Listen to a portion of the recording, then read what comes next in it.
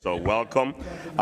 Good evening, everyone. On behalf of the Paterson Municipal Council, we welcome you to the regular meeting on July 17, 2025 at 7 p.m. The meeting is now called to order. Madam Clerk, please call the roll. Yes, Council President.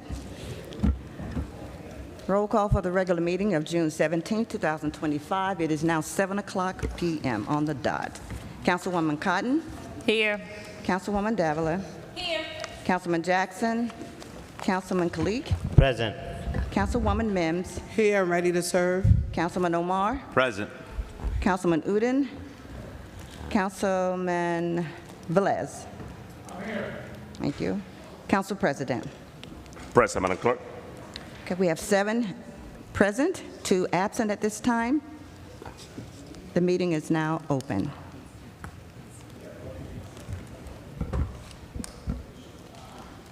Let's continue, Madam Clerk. Okay. Okay. Okay, at this time, we'll have prayer will be led by Reverend Dr. Taisha Reels of the Associate Minister of the Historical Calvary Baptist Church. Can we all stand, please? Please stand. Followed by the flag salute led by the Honorable Councilman President Alex Mendez. Good evening, everyone. Good evening. Good evening. Council President, esteemed members of the council, it is my honor and privilege to be here this evening. I come in no other name but that of my Lord and Savior, Jesus Christ. Can we please bow before the throne of grace? Father God, we come before you in the precious and holy name of your Son, Jesus, thanking and praising you, oh God, just for being God. We thank you, Father, for being sovereign. We thank you, Lord God, for the privilege and honor to serve, oh God. Father, first and foremost, we come humbly before you, asking that you forgive us of all sins, forgive us of those thoughts, God, that did not honor you, forgive us of all actions, oh God, forgive us of word and deed, that you might cleanse us from all unrighteousness, oh God. God, we ask that you purge us with hyssop, that we might be clean. Wash us, Father, that we might be whiter than snow. We just thank you, oh God, for the opportunity to be in this room this evening, oh God. We come with grateful hearts, oh God, acknowledging you as Lord. God, we thank you for the privilege. We thank you for the calling. We thank you, God, that you are the sovereign being that allows those to operate in leadership, to have roles of authority, oh God. So God, we want to put you first. We want to seek your face in all that we do. We seek, God, to do your will and yours alone, oh God.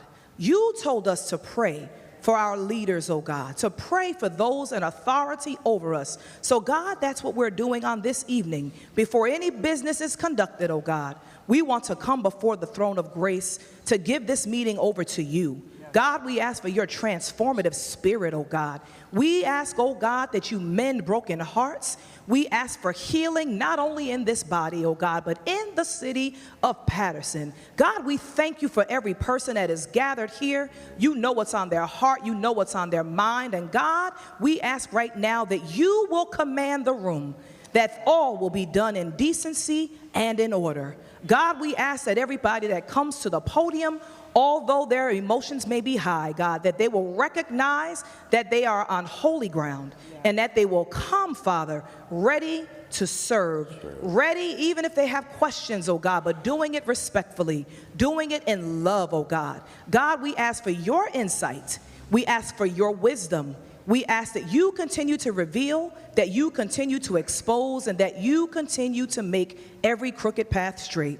We ask, God, that you bless the council president, that you bless every man and woman who has committed to your call, not just to serve the body, not just to serve the city, but ultimately to serve you.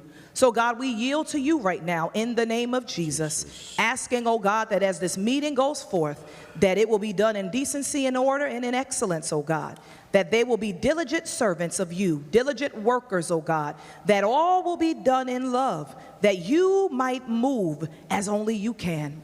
We thank you for peace right now that surpasses all understanding. We thank you for your joy that is our strength.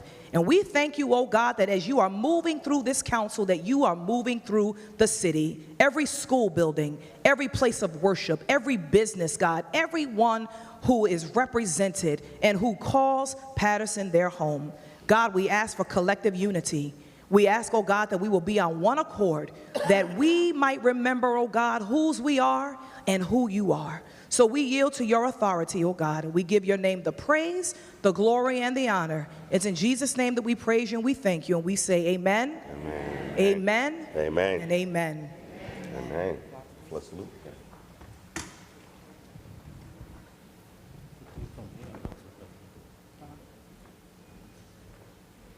Let's salute. Pledge allegiance to the flag of the United States of America and to the republic for which it stands, one nation, under God, indivisible, with liberty and justice for all.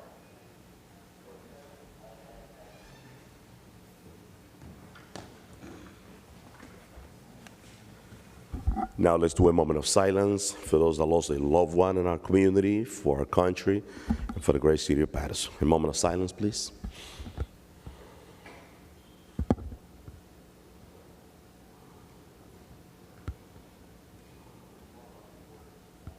Thank you. You may be seated.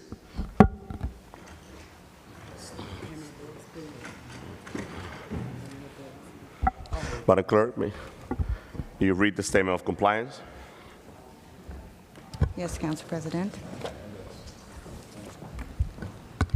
Statement of compliance with the Open Public Meetings Law 2024 through 2025. Meeting date, June 17, 2025 at 7:00 p.m. Adequate notice that this meeting was compiled and disseminated in accordance with the Open Public Meetings Law in the following manner. 1. The annual notice of regular meetings and workshop sessions of the Municipal Council was compiled for the year 2024-2025 on or about July 1, 2024. 2. A schedule of the regular meetings and workshop sessions of the Municipal Council for the year 2024-2025 was duly transmitted on or about July 1, 2024 to the North Jersey Herald News, The Record, The Arabic Voice, The Italian Voice, the Passaic County Pulse, Dominicana News, La Quisqueya International, El Especial, the Paterson Press, the City Post News, Tap Into Paterson, the Weekly Bangla Patrika, in addition to any other publication duly requesting such notices. 3. The schedule of the regular meetings and workshop sessions of the Municipal Council for the year 2024-2025 was prominently posted in the lobby of City Hall first floor in the place reserved for the announcements of this type. 4. The schedule of the regular meetings and workshop sessions of the Municipal Council for the year 2024-2025 was duly filed with the Municipal Clerk. 5. A copy of the schedule of regular meetings of the Municipal Council was mailed to any person who requested and paid the fee authorized by the Open Public Records Act. Council President. Thank you, Madam Clerk. Let's begin with payment of bills. Councilwoman Davila. Thank you very much, Council President. Good evening to my council colleagues. Good evening, Paterson. Today's summary of disbursements are in a total of $14,937,119.02. I want my colleagues to know that the reason for this, the majority of it are two payments to the Board of Education for $12,703,839.84. In addition, the $740,000 that you see in statutory expenditures are the tax appeal refunds, the $375,193.95, that is workers' comp and liability, and the $486,263.66. The majority of those were for the lightings of the tennis courts, Larry Doby, and so forth. So my motion is for payment of bills. Second. It was moved by Councilwoman Davila, second by Councilman Velez and Councilwoman Mims. Roll call, Madam Clerk, on payment of bills. Call on the payment of bills in the amount of $14,937,119.02. Councilwoman Cotton. Yes. Councilwoman Davila? Yes. Councilman Jackson? Councilman Kalik? Yes. Councilwoman Mims? Yes. Councilman Omar? Yes. Yes. Councilman Udine? Councilman Velez? Yes. Council President? My vote is yes, Madam Clerk. Thank you. The votes are 7 in favor, 2 absent. The payment of bills is hereby adopted. Thank you. Can we do the consent agenda, Madam Clerk? Item 6 through 44. Yes, Council President. Okay. Consent agenda. All matters listed on the consent agenda are considered to be routine by the council and would be enacted by one motion. The items listed under the consent agenda are numbers 6 through 44. So move. Any item may be removed from the consent agenda by the request of any council member, and if so removed, will be treated as a separate matter. So move. It was moved by Councilwoman Mims, Councilman Velez, and second by Councilwoman Davila.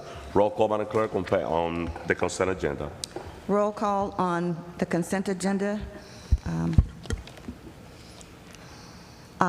One other thing before we do the roll call, Council President, we took out item number 6 because the mayor does not have to have a resolution for that particular item. Just wanted you to know that. Okay? Duly noted. Okay, Fine. thank you. Good. All ready.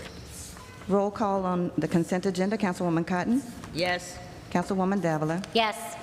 Councilman Jackson? Councilman Kalik? Yes. Councilwoman Mims? Yes. Councilman Omar? Yes. Councilman Udine? Councilman Velez? Just want to advise the community, there's a lot of items in the consent agenda that will be beneficial to the city of Paterson, so my vote is yes. Thank you. Council President?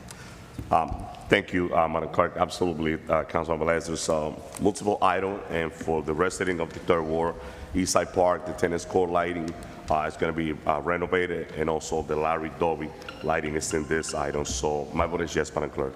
Thank you, Council President. The votes are 7 in favor, 2 absent. The consent agenda is hereby adopted. Thank you, Madam Clerk. There's an addendum, Madam Clerk, that we need to add item number 53 into the agenda. So we need a unanimous vote to add this item into the agenda. Item 53, Madam Clerk. Okay. The following resolution is also scheduled for your consideration at the regular meeting of the Municipal Council to be held Tuesday, June 17, 2025 at 7 p.m. at 155 Market Street, Paterson, New Jersey.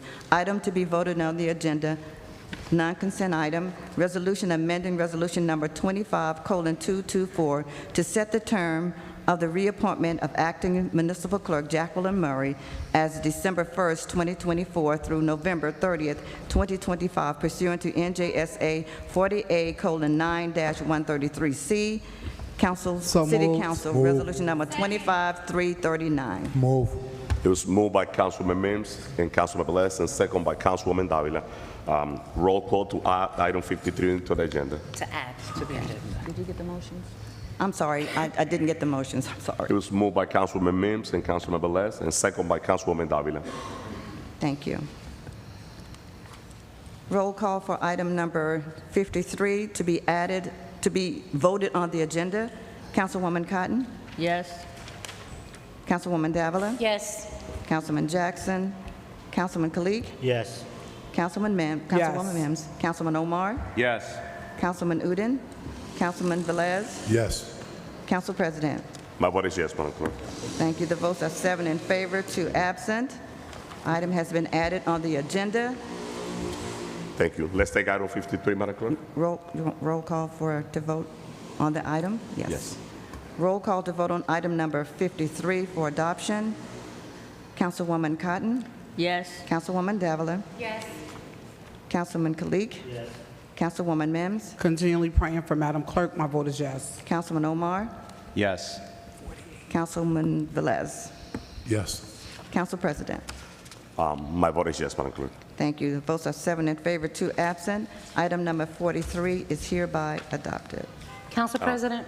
Councilwoman Davila? Council President, I have a presentation that I'd like to do at this time. Absolutely. To my council colleagues who were also part of today's dedication. It will be Councilwoman Mims and Councilwoman Cotton. If we can please come forward.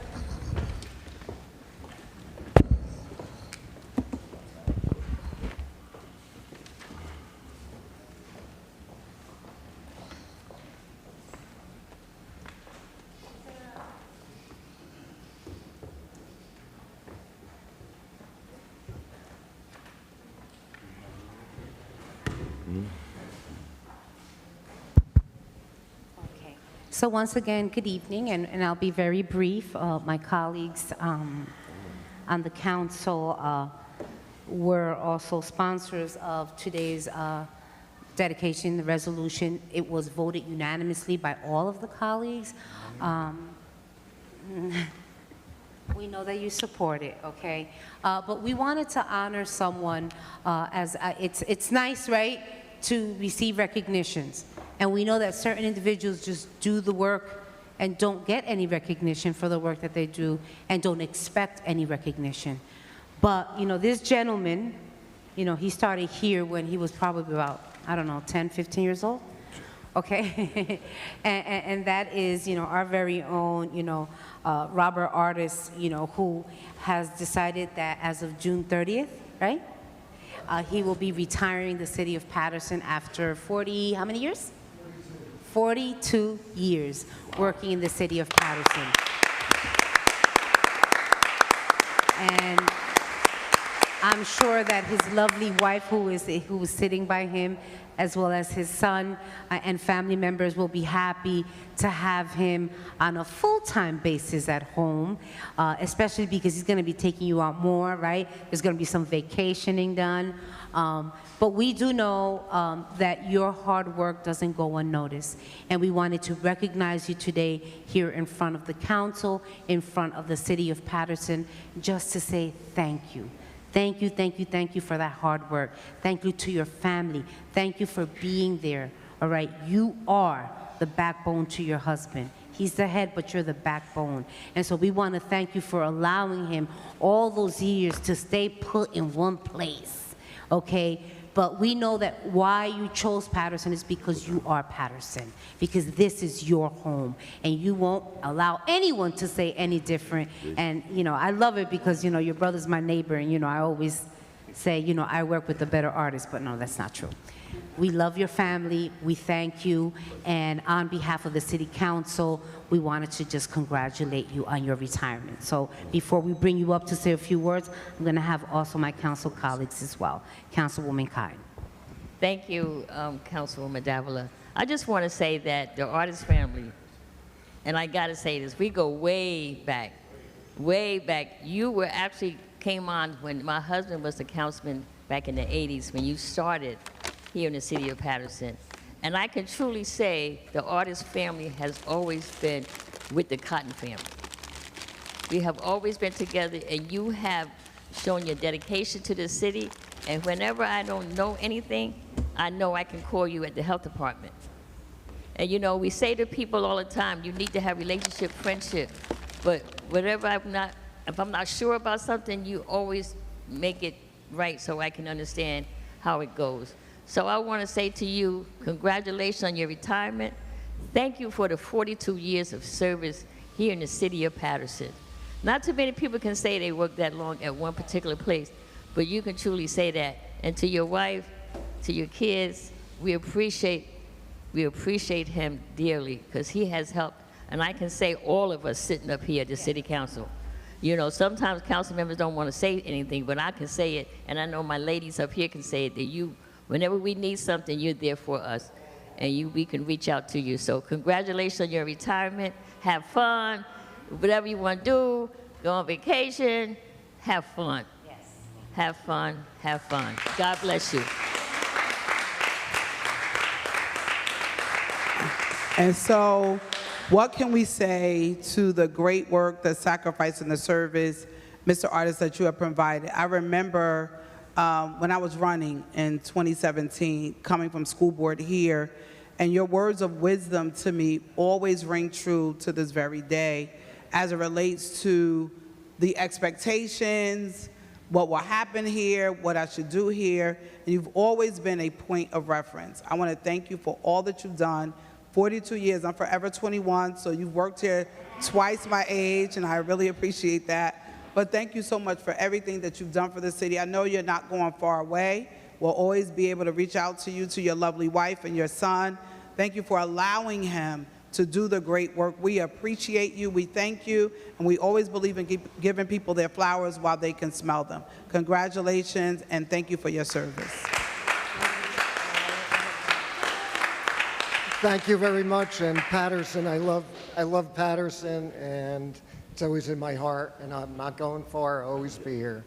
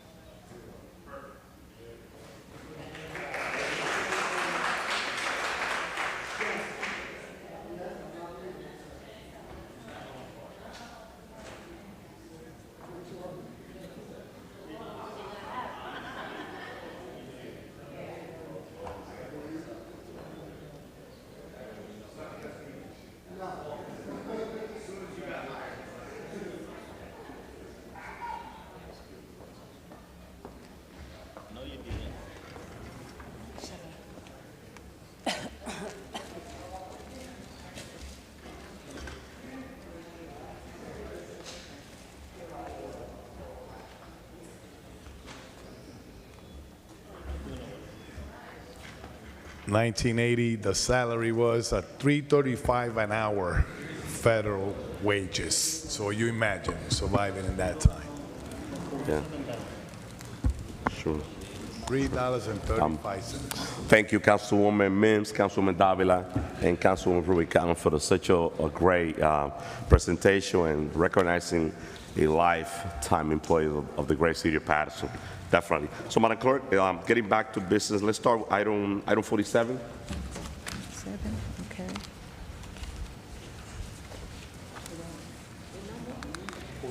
I know. Item number 47, resolution honoring the life and legacy of Congressman Charles B. Rangel, sponsored by Councilman Luis Velez, and co-sponsored by all remaining members of the Municipal Council. I think So move. Yeah. It was moved by Councilman Velez and second by Councilwoman Mims. Roll call, Madam Clerk. And Cotton, please. And Cotton. Roll call, Madam Clerk, on item 47. Before, Yes, I was going to clarify that. I'm sorry, I was reading from the agenda, but the names have changed. The agenda had already gone out, so I'll read it from here. Okay. Resolution honoring the life and legacy of Congressman Charles B. Rangel, sponsored by Councilman Luis Velez, Councilwoman Dr. Lalisa Mims, Councilman Alex Mendez, and co-sponsored by all remaining members of the Municipal Council. City Correct. Council Resolution Number 25:333. So move. second. It was moved by Councilman Velez and Second. second by Councilwoman Mims. And Roll Cotton, call, you and Cotton. Roll call. Council President, Councilman just for the record, I know Councilwoman Cotton was not present in the last meeting. Councilwoman Cotton, would you like to be also sponsor of this resolution? Yes. Can you add also Councilwoman Cotton on the resolution for sponsor? Thank you, Councilman Velez. Roll call, Madam Clerk. Roll call on item number 47 for adoption. Councilwoman Cotton. Thank you, Madam Clerk. I just want to say, too, also that I met Congressman Charles Rangel. I was able to sit next to him. And when you're able to sit next to great people, it makes you feel good. It makes you truly feel good because he was truly a servant for our country, for the state of New York. He was truly a person that we needed in Congress. And so for us to recognize him for all the hard work that he has done, I just want to say that I stood on his shoulders. Somebody's going to stand on my shoulders. I'm going to help someone get up to another level. And it's about the kindness that you show people. It's about your face, how you look at someone. It makes a big difference in people's lives. It really do.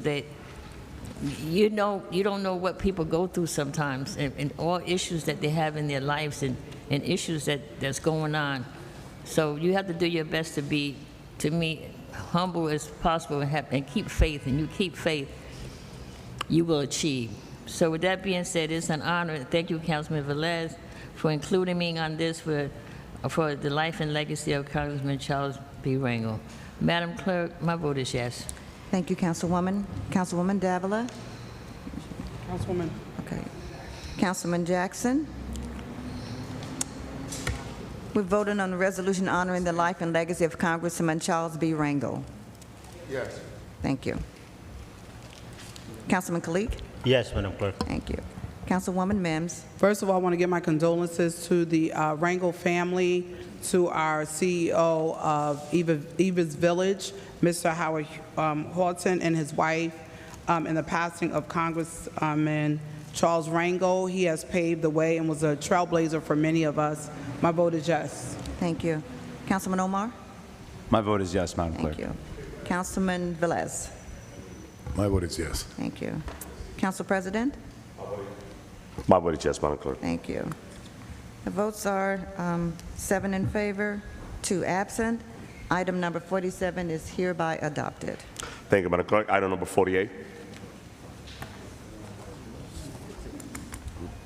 Sure.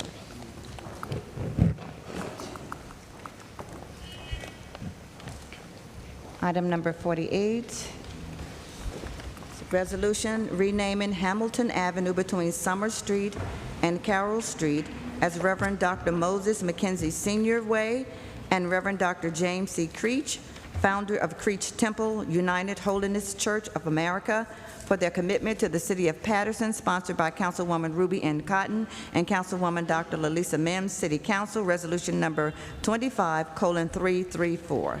Moved by Cotton and Mims. It was moved by Councilwoman Mims and Councilwoman Ruby Cotton, and second by Councilman Velez. And Councilman, please, Madam Clerk, I'm sorry. Can you add Councilwoman Davila on that for me, please? Okay. Thank you, Councilwoman. Roll call, Madam Clerk. Roll call for item number 48 for adoption. Councilwoman Cotton? Thank you, Madam Clerk. I just want to say a few words. I thought I saw him come inside, McKenzie. Did he? Yes, he did. You know, Creech Temple United Holy Church of America has been in the 4th Ward for years. They have done so many community events and helped the community, and they're right there on the corner of Hamilton Avenue and Carroll Street.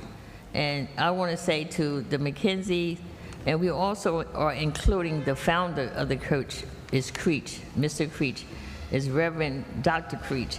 But to be able to, even though he's no longer with us, because Reverend Creech was born in 1908, and he started in the ministry at a very, very young age.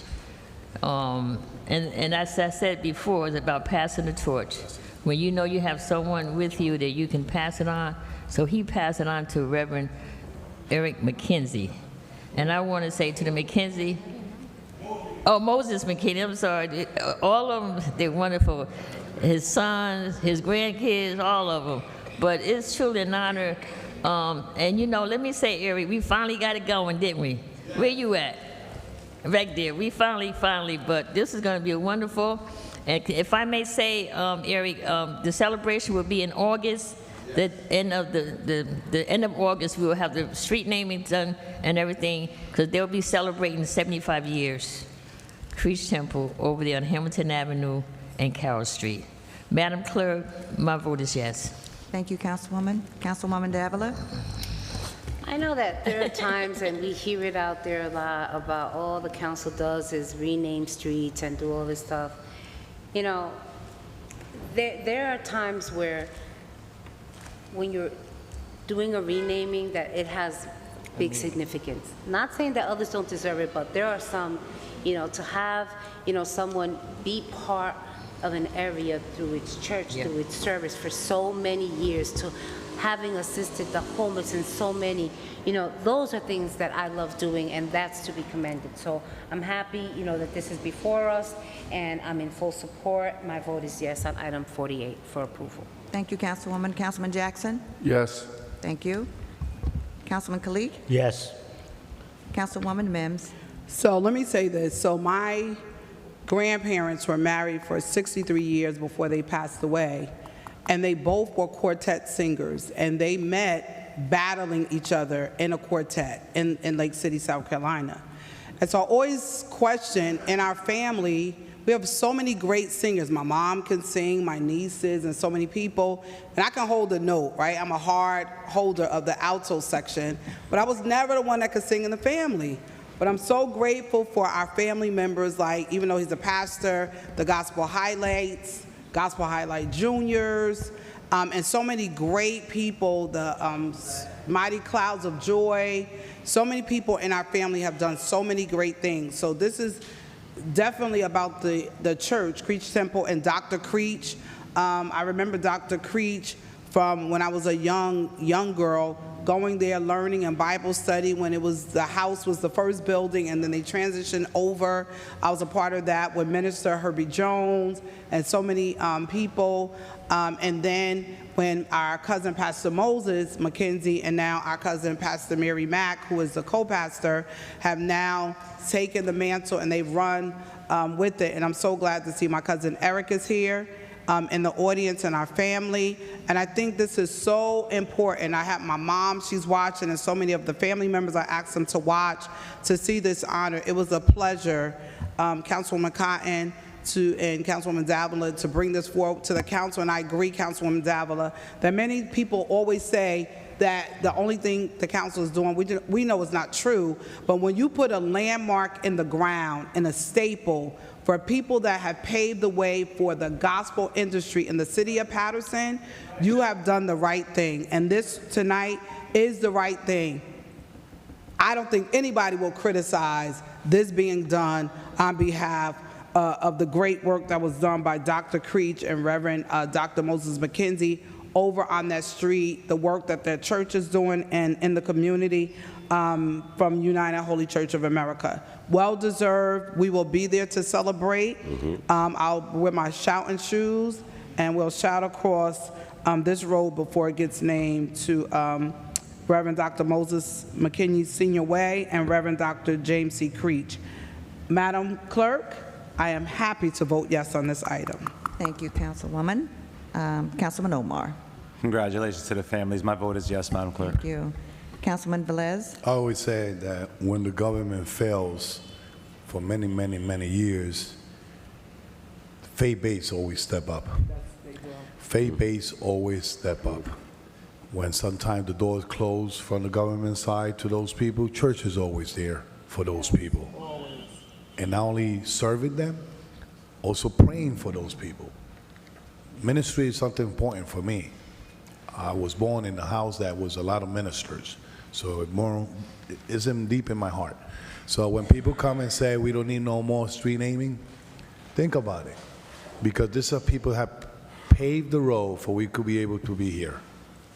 We'll be able to be here. So saying that, also I'm honored to vote yes on this resolution. Thank you, Councilman. Council President. Thank you, Madam Clerk. Well deserved. Congratulations. God is great. Make sure you choose a great day to celebrate with the nice weather, Councilwoman Mims. My vote is yes. Thank you. The votes are 8 in favor, one absent. Item number 48 is hereby adopted. Council President, Councilwoman before you go on, I just want to say out there to the community, if you're not doing nothing on June 28th, they're having a show at Creech Temple with the Gospel Highlights, and I'm telling you right now, you really don't want to miss it. Yeah. You really do not want to miss it. If you've never gone to a show, a gospel show, you really need to go and show up, because I'm telling you, you're going to have really, really a good time. Thank you, to McKenzie, thank you for everything and all that you all do. God bless you all. Thank you, Madam. Thank you, Council President. Thank you, Madam Clerk. Don't forget to mention it's $25. It's $25. 25. So. Thank you, Councilwoman. Item 49, Madam Clerk. I'm sorry? Item 49. 49? Yes. Okay, thank you. Item number 49 is a resolution honoring Mr. Cristino Antonio Campos for his 30-year anniversary of La Hacienda. You said it right, Hacienda. Okay, thank you. I won't repeat it. You said said it. Restaurant, a prominent Paterson Mexican business, sponsored by Councilwoman Maritza Davila, City Council. Resolution number 25:335. So moved. It was moved by Councilwoman Davila and second by Councilman Velez and Councilwoman Mims and Councilwoman Ruby Cotton. Councilwoman Davila. Your mic.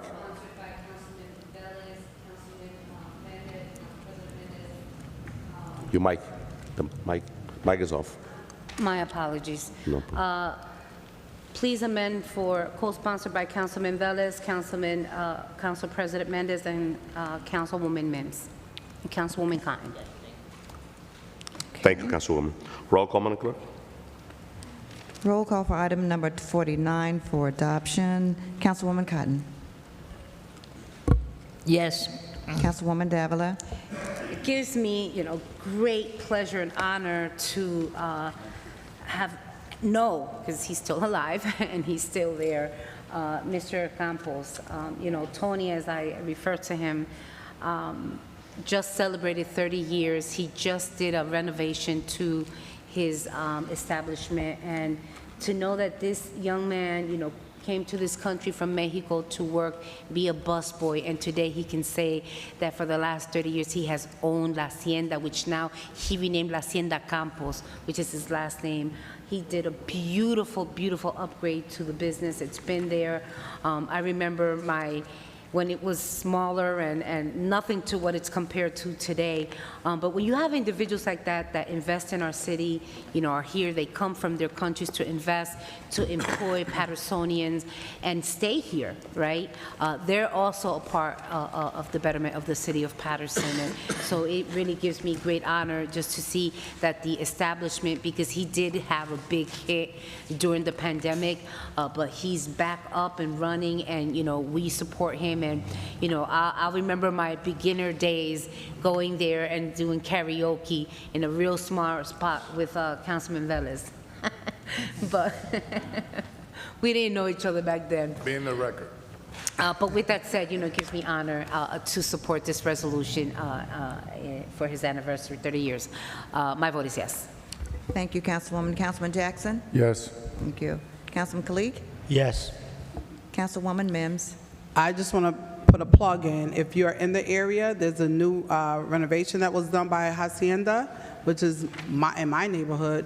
Right. Please go by there and get some good food. I recommend their chimichanga and so many fajitas, steak, shrimp, whatever you want, appetizers, whatever you want. Please go and check out Hacienda's. That's my shameless plug. I love their food.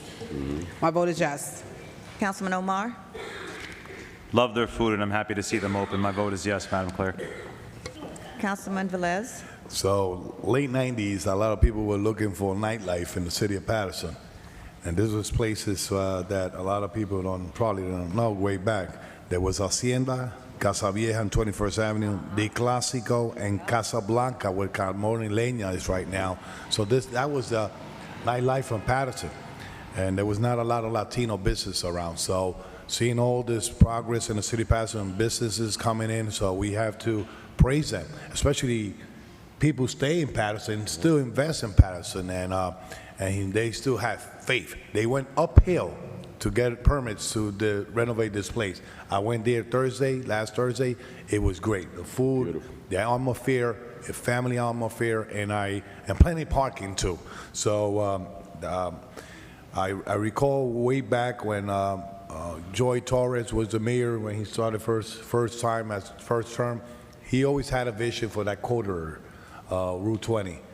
They started with a Home Depot and then ended with Lowe's, but in between that section, we need more corridor like other city have, because is a place to invest. So saying that, congratulations, Tony. Keep on working, don't lose faith, and he still looks young every day. My vote is yes to this resolution. Thank you, Councilman. Council President? Thank you, Madam Clerk. Congratulations to the owner, Tony. He did a phenomenal job. The renovation is beautiful. It's definitely a place, a restaurant that you should go and visit. The food is great, right in the third ward, right in our community. So let's support our local business. My vote is yes, Madam Clerk. Thank you. The votes are 8 in favor, one absent. Item number 49 is hereby adopted. Item number 50, Madam Clerk.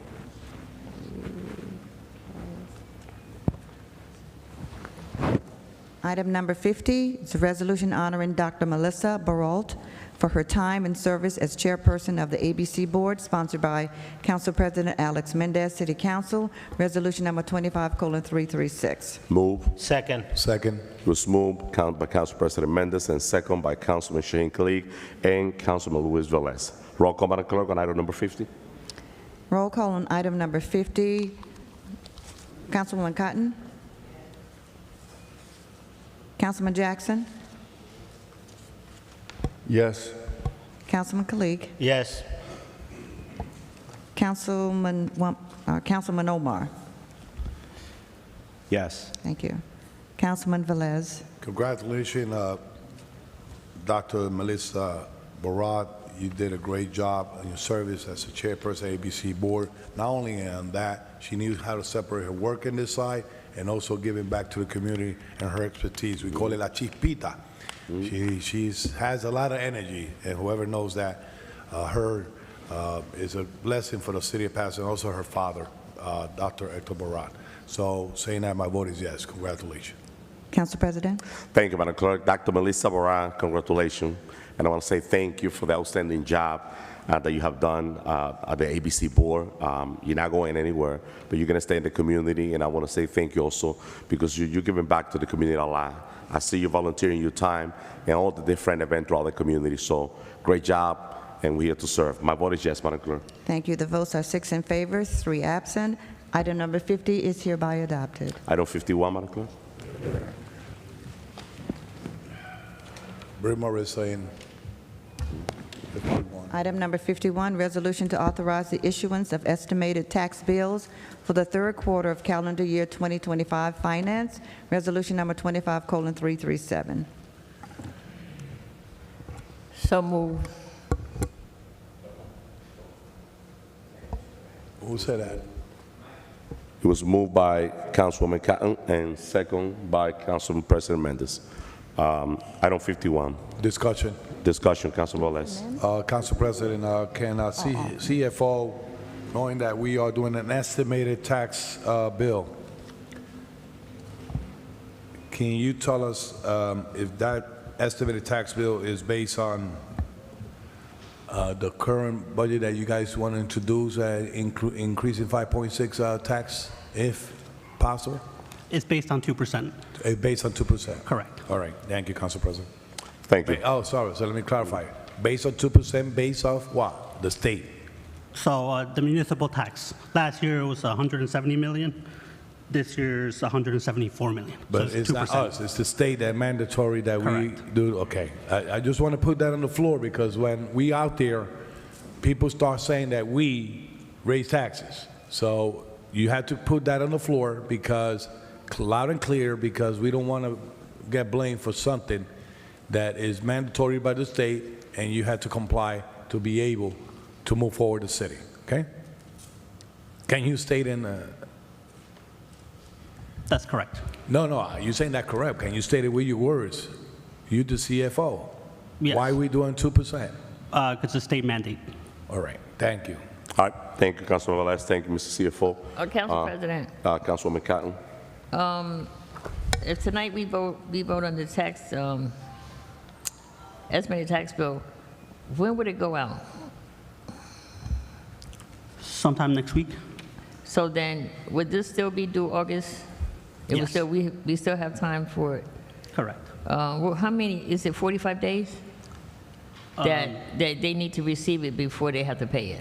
25 days. Oh, it's 25 days. So once you receive it, you got 25 days Yes. to pay it, okay. So it would be due August 10th. Yes, you have a 10-day grace period. They give you the 10 days grace period? Yep. Okay. So it's due August the 10th? Okay. Okay. Thank you. Thank you. Roll call, Madam Clerk. Council President, Councilman Jackson. so I'm just for a point of clarity. So this is the how many temporary budgets have we approved this far, and their amounts? This is not a temporary budget. This is just sending tax bills for the third quarter. Setting the tax bills. for the third quarter. Third quarter. So relative to Councilman Velez's question, the estimated increase is only 2%? Correct. The entire overall estimated increase is only 2%. For the city's municipal part, yes. I'm talking about the overall. Well, the school went up 4%, so the numbers last year was 74,695,704. The number for school this year is 77,759,012. I don't have county numbers yet, so they're the same as last year right now. We should get county numbers probably early in July. So 4% increase in the schools, how does that impact the taxpayers? What is the overall increase? On the average household, it's about $215. No, percentage-wise. I'm not sure percentage. Well, it's 4%. If there's a 4% increase in the schools, it doesn't mean that the tax increase overall because we have an additional 2%, right? Again, it depends on. So if there's an overall, if there's 4%, 2%, 8%, 9%, you have those percentages have to be in a cumulative amount. It depends on the assessment, on what your assessment is. I don't understand. What do you mean? So it depends on the size of your home. So if your house is assessed at 200, there's going to be different amounts for different assessments. Your house is assessed at 300, 400. What does your assessment amount have to do with your percentage value? If my house is assessed at $100,000, the percentage value is relative to someone's house whose house is $300,000. It's the same. It's relative. There's no differential between, unless my assessment has gone down, then there's a possibility that I might see a difference in someone else, a neighboring person. But if we have identical assessments from the previous year, we're all equally impacted by the increases.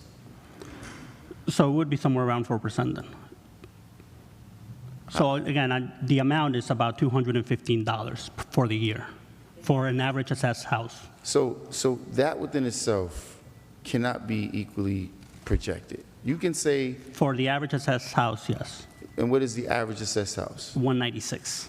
196, yes. Okay. So right now, currently, I don't know very many people that could say their house is assessed at 196. I mean, even the way that the market has increased and ballooned over the last several years, and there's a reassessment that's going on right now, where are these houses? Because you got houses, two-family houses selling for $650,000, $700,000 on North 4th Street. So where exactly are these average assessments that you're talking about? In East Side, in the Third Ward, I would venture to believe there's very few houses over there that are assessed at $196,000. So where are these houses? Because that's a hell of a rate. Currently, I think that's an actual steal in the city if we can purchase a property in Paterson for $196,000. So where are these equalized or average assessed homes being calculated? And if for that matter, that would mean that if that's an average, then there's houses in the city being assessed at $50,000, $60,000, $75,000. I can print out an assessment list and send it to you, Councilman. Okay, so if we can get a snapshot of a few of those assessed values, because I can't continue to just support these things blindly without the supportive information. We're just throwing numbers out. You're saying the average assessed house, and if there's a 2% increase, I asked the BA to give me a complete budget. Since when? On the desk? It wasn't sent to me electronically? The flash drive? Oh, this is what this is? Okay.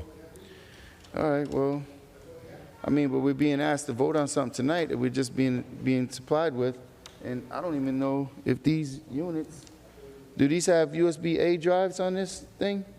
Or are they USB-C drives?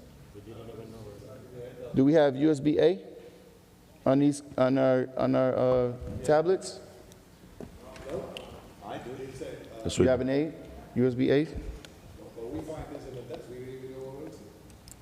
All right. Okay. Any other questions, So, Councilman? Council President, Councilman Jackson. I would ask that this item be postponed, at least moved, so I can at least review some of the documentation before I'm asked to vote on something. I mean, it's totally up to you. I don't know if I can review it within a few minutes and vote in the affirmative on something. I know the rest of you don't, it's not very important, or some of you anyway, but Okay. can't continue to vote on these things blindly. Okay, so Madam Clerk, so the item 52 is connected with item 51. So what we could do, I could remove my motion and come back and give Councilman Jackson a few minutes to review it. Let me, if I may. Or we could, or, just a second, Councilman Cotton? Council President, No, I just according wanna- to IT, that's empty. The what? Whatever he put up No, here. no, I just opened it. Oh, yeah? So the USB, the budget is there, but let me explain, let me explain the community what we're doing here. And it's important to say that when the administration introduced the budget with 5.6, they introduced budget with 5.6, this council, we voted down. We voted against twice. So we reject that 5.6%. So they came back with the number that only reflect the mandate 2% that the state mandate to be added, and we're voting on the item 52 is it is a temporary appropriation of $54 million until we get the letter from the state to know how much money we're going to get from transitional aid. That was a very good decision. So, Council President. Council President. just a minute, Councilwoman Mims. Yes, Councilwoman And Mims. then go ahead. Okay. So,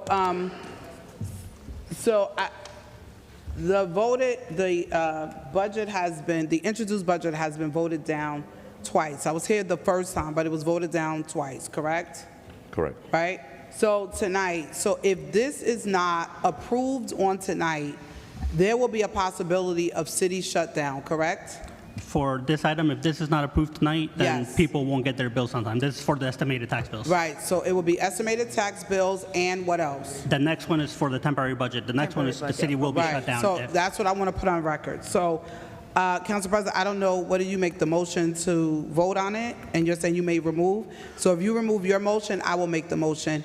This is very important for a few reasons. Let me say why. One, we're sending out tax bills with only 2%. The introduced was 5.6%. Yeah. So if this is 2%, this is what we have to give, right? Based on the memorandum of understanding. Because we're getting transitional aid, we have to do a 2% increase. Right. We have to. There's no way around it. This council said we didn't want to do 5.6. We want to wait to kind of see what the letter will look like. This tonight saves the city from giving 5.6 unless the state comes back and tells us we're not giving you $33 million. So it gives us some more time to at least go through the budget, review it at another time, which we do have time to do that. But this tonight ensures us that the tax bills, which I get calls all the time, I'm sure we all do, you get your tax bills on time at the 2%.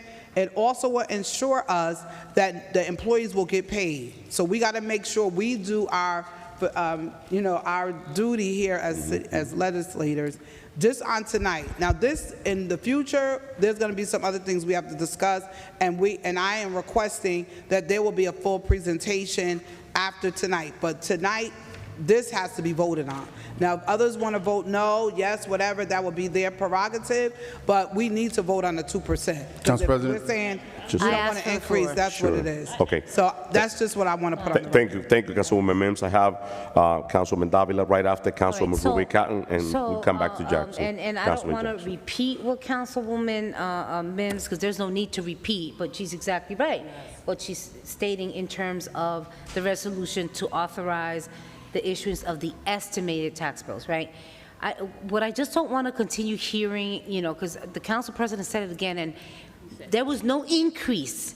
There was an introduction with a proposal that it could be, but even if that were so, let's just say yes to that, that wouldn't happen till CFO, what is it, November, next year bills? This right now is specific that we have to send out those tax bills, and they would be at what we have supported with the last bill, the last budget, and that's the 2% tax levy.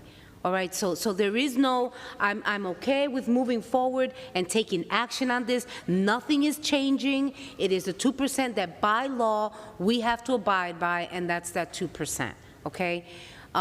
In addition, we need to do something about this introduction. We don't want to go ahead and say, hey, We didn't have an introduction to a budget. Now people are getting fined. In addition to that, we're gonna have to start riffing people. There's no money. All right, so, let's really think about it. We did it last year. It is not any different than last year when we had an introduction to a budget that had a potential increase. I believe then it was like 4% or so, Mr. CFO. Last year's was about, and we said, all right, we're gonna support the introduction, okay, but before we adopt, that needs to be what that MOU states. We are now doing no more than 2%. And that's exactly what we did, and that's why now we're able to send out these payments with that 2%. So thank you for Thank you, Councilwoman. Councilwoman Ruby Cotton. Thank you, Council President.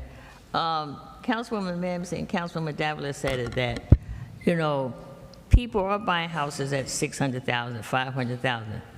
But they're not paying taxes on $500,000, $600,000. They're not. And I can tell you that because I'm in my house, I know what my house is value at, and then there's 2 houses on either side of me. They paid more for their house, but they're not paying taxes on what they paid for their house. Now, the state, not the state, the county and the state said that we need to do a reassessment again. And even if someone pays $600,000 for a house, that don't mean they go assess it at that. It still can come down to $350. You might have paid $600, but maybe you overpaid. But it's not going to be that. And then I went downstairs to the tax assessor office, and when they do the reassessment, they do the tax ratio, and for some people it's going to go down, and again. For some people, it may go up. But if you don't know something, go find out. If you don't understand something, go try to find out. Because it'll explain different things and how it works. Like, because the house is next to me, that didn't make my house, that didn't make my assessment go up. It didn't make my assessment go up. The people next to me, they paid more, but they're not paying taxes on what they paid for their house as of yet. And they may not, and more likely they're not going to pay that. And you hear people, that's what got the city in trouble last time, where people were paying a lot of money for these properties, and all of a sudden, everybody started walking away from their properties, and that's how we got abandoned properties, because they really couldn't really pay the mortgage, because you got that balloon mortgage, you got this type mortgage, and they'll fool you in buying this, and then next thing you know, 1 year you're paying $2,000 a month, and then 5 years down the road, you're paying $10,000 a month. They balloon jump it, as they call it. So, it's been a few times with a few different mayors too here, where the tax bill did not go out in June. It went out late. So people would then now, but you already know you have a tax bill that's due in August, and you have a tax bill that's due in, I think it's August and November, right? You already know that, and I tell people all the time, when you have a mortgage, sometimes, your escrow is short. Your escrow is short not only because of property taxes, your escrow is short because of homeowners insurance. Your escrow is short because of flood insurance. Your escrow is short for other things that you have coming out there. And sometimes, the mortgage company, what they do is, if I'm short $1,000, I'll pay the $1,000 because now they want to raise my mortgage $300 more a month. Do 300 times 12. Let me pay the $1,000 so I don't have to pay the extra $300 a month. That's what I try to say to people. But it has happened already with the different mayors where the tax bill went out real late. They were getting their tax bill in October, and then the next bill was due right in November. So this is a 2% mandatory that it has to be on there. It done happened too many times for too many different mayors where the tax bill went out late, and this is the 2% that we have to do to get the money from the state. And I just want to, sometimes you want to tell how it is. they're not paying that. They're not. People are buying these properties at 6, 7, 800,000. They're not paying taxes on that. I can tell you that now. Thank you, Councilwoman. And you know what? And the other problem you have is when you try to do a tax appeal, but the property next to you is valued at more. So when you go before the tax judge, he's gonna say, "Well, the house next to you is 500, and this house over here is 400." What do you think? I'm gonna give you a tax increase, but your taxes is only 10, 12,000. It's not up there yet. So that's what I think people need to maybe try to understand it. And if you really don't understand it, you go downstairs to the tax assessor office. When they do that reassessment, some people property taxes are going to go down. They're not going to go up. Right. Thank you, Council President. Thank you. Councilman Jackson. Thank you, Council President. Well, unfortunately, Councilwoman, that's not entirely correct, because you owned your house for 30, 40 years. Your house has never been on the market, hasn't been sold. When you go to do a tax appeal, Council members, please. well, please. I would just make an assumption, if you've lived in the house for 30, 40 years, that means your house, you didn't buy it and sell it back to yourself. You have been in the house for a long period of time. That means your house has never been recalculated to the market. And when you go to do a tax appeal, they're not going to compare the houses the house that's appealing to your house, because your house has not been on the market. When they do comparables, Councilwoman, please. Councilman Jackson has the floor. Councilwoman, I could come back to you, please. You've done 2 tax appeals, but tax appeals, when you go to do a tax appeal, they don't do a comparable on houses that have not been recently sold. Comparables are from houses that have recently been sold on the market. When a realtor does a comp, they don't do comps and just drive by and say, oh, you know, that house is probably worth this much. If you paid $85,000 or $150,000 for your house 25 years ago, your house is not utilized in a comp. The comps that are done are the houses that are sold within the last 3-4 months. It's not a house. So when they're going to do a comp, they're looking at houses that just recently hit the market. They're not looking at houses that haven't been sold over the last 30 to 40 years. More importantly, if someone's escrow is being impacted, it's not just being impacted only by the insurance. It's being impacted by the new sewer utility we put in place. It's being impacted by the tax increases that we put in place. All of the relative taxes that get tacked along to your home is relative to people who do have an escrow. They're not only pulling the escrow just for your insurance. They're pulling the escrow for your taxes and insurance.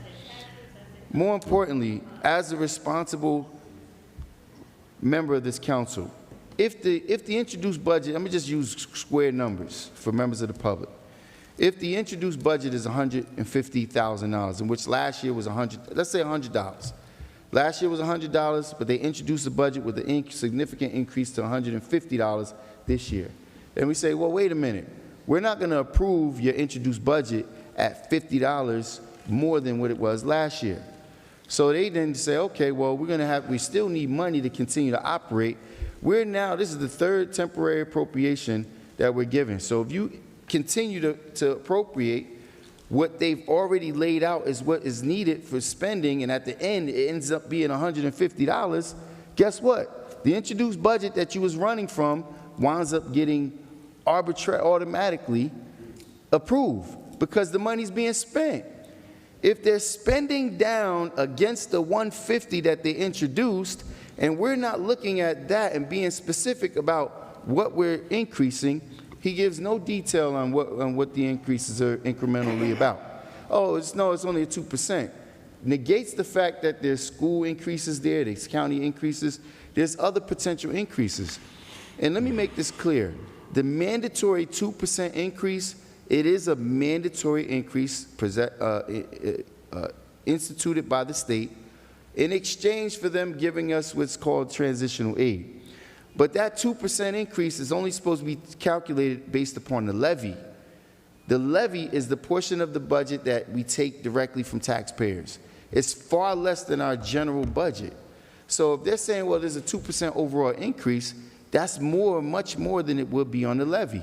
But until we sit down and actually drill these things out and look at it and say, okay, but no, if we don't vote with this, we're shutting government down. Eventually, we're going to shut it down anyway because we're not being responsible. And by the time it gets to the end, they're going to spend what they were looking for anyway. So just continuously approving temporary appropriations, voting no on the introduction is not being responsible. It's just not being responsible at all. But if the consensus is to continue, I'm not, I wouldn't say that I'm surprised because we've been doing this throughout the entire time we've been here. The residents aren't getting services, but we continue to allow the budget to increase. I'll just rest it there. Roll call, Madam Clerk. Thank you, Council President. You removed your motion, so. No. So we continue. So we'll start the discussion, but I didn't remove my motion.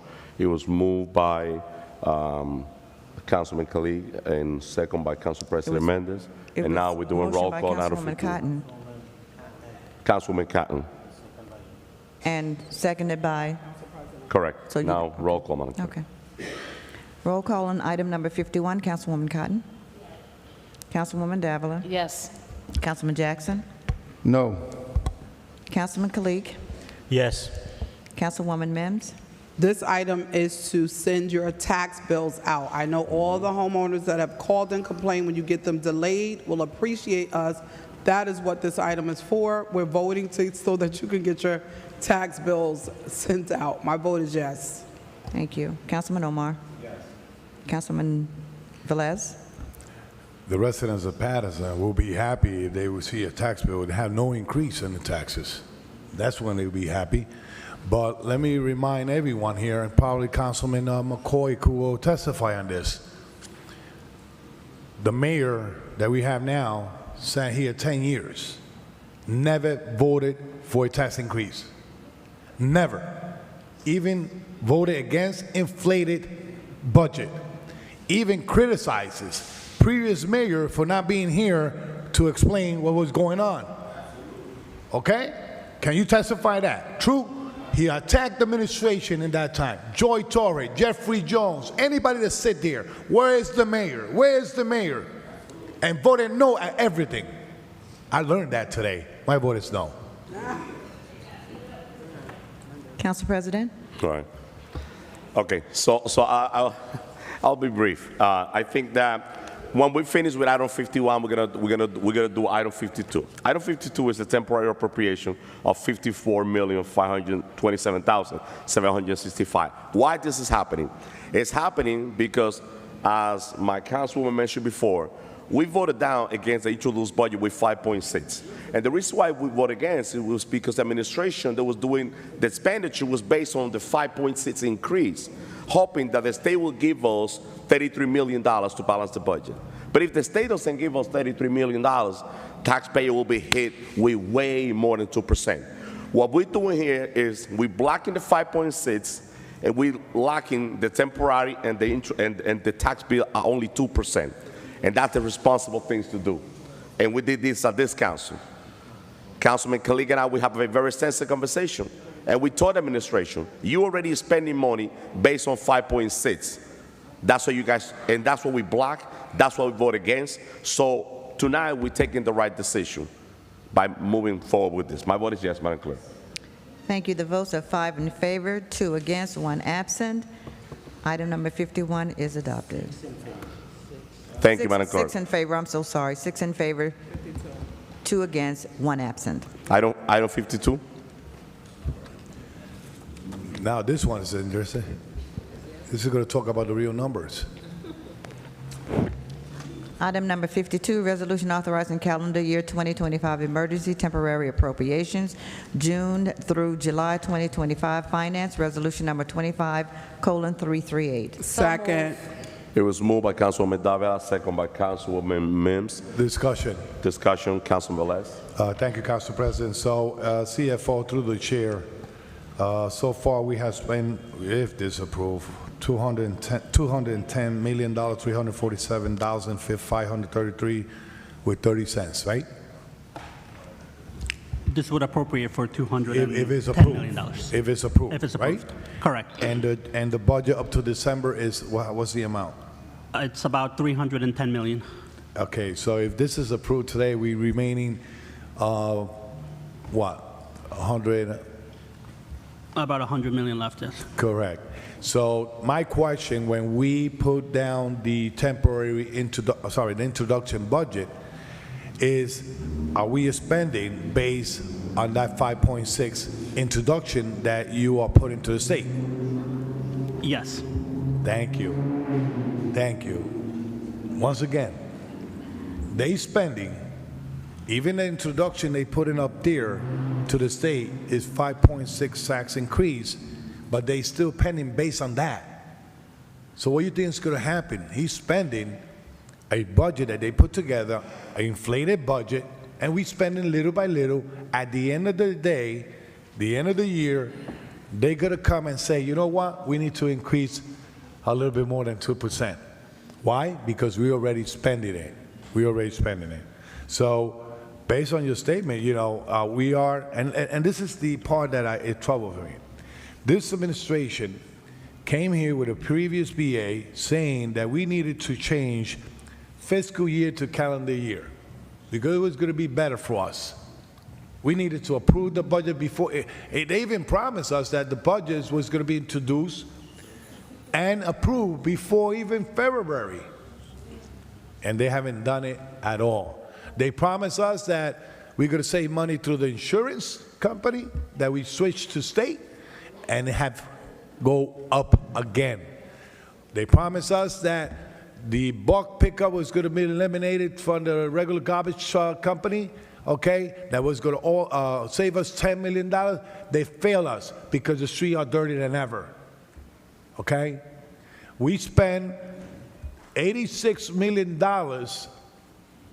from transition aid in cement and parks.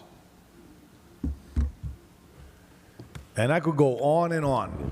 You know why I say this? Because when we out there, people don't see the services. People don't see the services. And once again, now, we're not talking about, if this will give the benefit to the union members that we have in our city, at least a salary raise of 4% or whatever, you know, that goes a little bit higher if they could live in the city of Paterson, that would be better. But we don't see the benefit going back to even our city employees. We're not seeing it. And the numbers are not real. And me and Council President are going to prove you next week that the numbers are not real. The numbers are not real. The numbers are not real. So that's my discussion. It's up to you. You guys want to go into the emergency temporary appropriation, but once again, we overspending. Thank. All right. So Councilman Khalid asked for the floor, but let me just go back to what I said in the beginning. The $54 million will cover June and July. We need this money to be able to run the city. At the end of July, we will get a letter from the state saying how much money we will receive on transition aid. That's what we're hoping.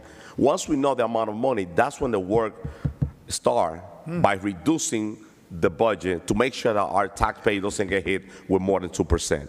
This is a resolution 52. It's a temporary appropriation to run the city, to pay an employee from June and July. Councilman Khalid. Yeah, Council President, I lost my thoughts, but Councilman Ballas, great sound voice, Councilman Ballas, but you supported every initiative that you talked about. A what? You know, you supported every initiative that you talked about under this administration. The mayor texted you? I said, great sound by Councilman. I'm not here to debate. I have a question for you. Through July, what percentage of the appropriation is will spend, or the total budget? 66%. 66%. That's on the rate of 5.6, correct? Or Again, it's not a rate of 5.6. It's we asked the state for 33 million, so that's on base 33 million. based on that? Yes. Okay. And basically, we're just sending out the tax bill with the rate of 2% tax increase. And we only control the city portion. Correct. Correct. We don't control the Board of Ed or the county portion. They do their own budget. They do their own increases. Yes. I just want everyone to know we are voting on the bill that we're going to send out, the tax bill. We are approving that tax bill to go out with the 2% of city portion. That's the only portion that us city control. I just want to clarify that, and 66% of the budget will be spent by end of July. When are we expecting the letter from DCA? First week in July, we should know. Okay, so we could not adopt. We could introduce the budget after we receive the letter, correct? That's the Yes. route we're taking now. Yep. Then why were we told before that we have to introduce the budget? There's a statute that says we have to introduce by March 31st or the meeting after March 31st. You guys started the process in March, then how are we going to introduce it in March, according to you? We put the budget. I think we need to have a better planning. I'm going to support it because the city business needs to continue. But in future, we need to have a better plan. Last time you brought up the introduction of the budget, you said you started the process of the budget in March. Then how going to introduce the budget in March 31st if you started in the same month? I think it's a very hard job. So I think we need to start early. we started the process, the budget process starts way before that. It starts in November when we have our meetings, when we have the public meeting. Putting the budget together as a whole, we started in March. So I think we need to start earlier then. All right. That's all. Thank you. Roll call, Madam Clerk. Council President. Councilman Jackson. Very good. Madam Clerk. So let me just give you just a few examples, right? When you talk about, well, the city, we're only responsible for 2%. We're not responsible for the schools and the county. But that's why it's called balancing the budget. You understand that year to year there's different impacts that we take on from various locations, whether we take it on from the schools, because whether we understand it or not, we have a collaborative relationship with the schools. So if we were responsible and we met with the schools and we understand that they're requiring an increase of, say, 3.5%, 4%, then what we have to do to the taxpayer is be responsible and balance the budget. So we understand we have our mandatory increase to the levy, but there's still ways that we save. For example, and this is just a quick, going through the budget very quickly. So, traffic maintenance worker, right? We have 6 of them, but there's 3 vacancies. We're not budgeting for the vacancies to reduce the amount from the vacancies. We're budgeting for the 3 vacancies as well. We're giving them a full budget assessment or appropriation so they can just keep the positions vacant throughout the entire year. You understand? Now, this particular position, there's 6 traffic maintenance workers positions. The increase on that position is 1%. So, if you're an employee, right, you're entitled to a yearly increase that's incremental to what we understand that the budget will be increased. So normally a 2% increase is what we target for all our employees. But these particular workers, we're going to allow them to budget to short them on their increase. So they're only being increased on 1%. I'm getting to a point here. When you go to the water and sewer department, right, we have sewer repair personnel.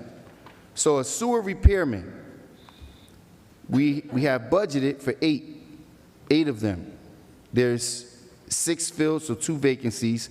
We're still going to fully appropriate for their 2 vacancies, but that position for those employees who we know that these are employees of DPW, they're grossly underpaid, we're going to give them an increase of 1.5%. So this is what we're doing as responsible people, doing the budget. This is people, well, we need to make sure you get paid. When you go down to streets and roads, right, and I hope my brothers at DPW are watching, a laborer, there's quite a few of them, but out of the 29, we have some vacancies. We're fully appropriating the vacancies, but 1.9% is what we're allowing an increase for those workers. So 27 employees that's working here, you got 2 vacancies that we know they're going to keep them vacant the entire time.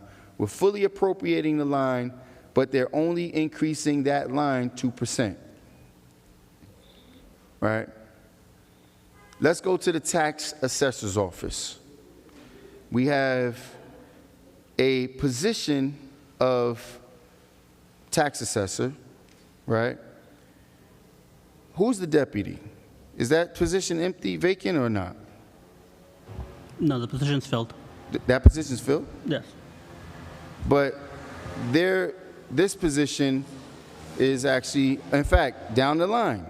These are 2.5% increases. So they're not 1.5, 1.0, they're 2.5% increases. And are we certain that that position is filled? Okay, I'm gonna need a report on the whole list of the entire department, if I can, please. Okay. Right? So let's go further. In purchasing, you have assistant purchasing agent, another vacancy. This person, 1.3%, but yet all the other positions in there, 2.5. And you can go down the line, and there's 2.5 in personnel, 2.5. Not everyone, but just about everyone there is being increased 2.5%. So when we're looking at being responsible, there's something that's being increased even more than that. You have vacancies that's being left there. Instead of taking those vacancies and paying employees fairly, we're sitting back, we're increasing. In certain divisions, people are seeing a higher increase. And if you take 3,000 employees and you increase them all by 0.5%, that percentage rate eventually adds up. So if we're going to be responsible, we're saying, hey, we know we have a 2.0% increase to the levy, but we're still not budgeting responsibly. And some of these positions that people are seeing these substantial increases on are, of course, people who are working collaboratively with the administration. And yet, still, there's spaces where the services are not being rendered properly. Employee benefit specialists. Insurance, another 2.5%. But yet, listen, this is not budgeting responsibly. Moving on a temporary appropriation without going through the budget, looking at where we can make the cuts, in the end, we're not going to have room to make these cuts because these employees are already going to be paid at that rate. These employees are going to have 2/3 of their pay already done. You're not going to be able to decrease their salary. In fact, what you're going to do is wind up decreasing it less than the 2.0 mandatory increase rate. This is not how things are supposed to be done. But obviously, the city wouldn't be in a condition if we were being responsible. But I'll rest there. All right. Roll call, Madam Clerk. Roll call on item number 52. Councilwoman Cotton is not here. Councilwoman Cotton? Okay. Councilwoman Davila? Yes. Councilman Jackson? No. Councilman Kalik? Yes. Councilwoman Mims? Paterson, we have to vote to make sure the city does not shut down. If we don't vote for this tonight, the city will shut down, people will not get paid, and our employees will be in a worse place than they are currently. We have to do the responsible thing. We cannot allow the city to be in a position where there's no money to operate the city. That's what this item is for. We don't have an introduced budget. The administration has in times past, they're using based on the metrics of what they've asked the state for. The state has been very generous under a Democratic governor and has been very gracious to the city of Paterson and the funds we've requested under transitional aid. So they've upped the ante. They're asking for $33 million, and they built in some cushion or wiggle room in case we don't get 33, perhaps we'll get 31. But I think we'll be covered, and this is the responsible thing to do. If we vote no and this does not pass tonight, the city will shut down. People will not get their services. Employees will be having an issue because they will not get a paycheck. Our next meeting is not until July 1st. We have to support for the city to run. MEMS is supporting the city running. I don't want the city to shut down, and our employees deserve to get the best service. My vote is yes, Madam Clerk. Thank you. Councilman Omar? Yes. Councilwoman Cotton? Yes. Thank you. The votes are, one second. Oh, Council President, sorry. Thank you, Madam Clerk. Just for the record, let me reiterate what we're voting on item 52. This is the temporary appropriation that will cover June and July with $54,527,765. This is the right thing to do, and I'm going back into the budget the introduced budget that we voted down twice. Now, this coming week, we have a meeting with Silva, myself, Councilman Velez is going to be with me, and I would love to have other council members to join us, and we're going to go line item by line item to the budget to see when and where we're going to cut to reduce the budget. That's what we're doing, and the time to do it, it's now, before the budget get voted. So that's a job that we're going to do now, checking those open positions that we have. We'll take it out, checking the budget for all the different departments. That's what we're doing now. But this $54 million is just to run the city on June and July. By July, we're going to have the transitional aid. And if the state doesn't give us the $33 million, and instead of 33, they will say, okay, you're going to have 27. So we know that we have $105,216,000 that we have to take the money out of there to protect the taxpayer.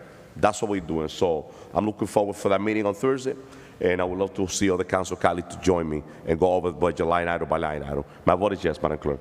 Thank you. The votes are 6 in favor, 1 against, 2 absent. Item number 42 is adopted. Thank you, Council Madam. President, can we do item number 5? So our director, we have one director here. Can we do item number 5, please? for the director? Absolutely, yes. I was going at that direction. On first reading, we will only have one item. Item number 5, Madam Clerk. Item number 5, 1 second, please. Item number 5 is first reading ordinance, no public hearing required.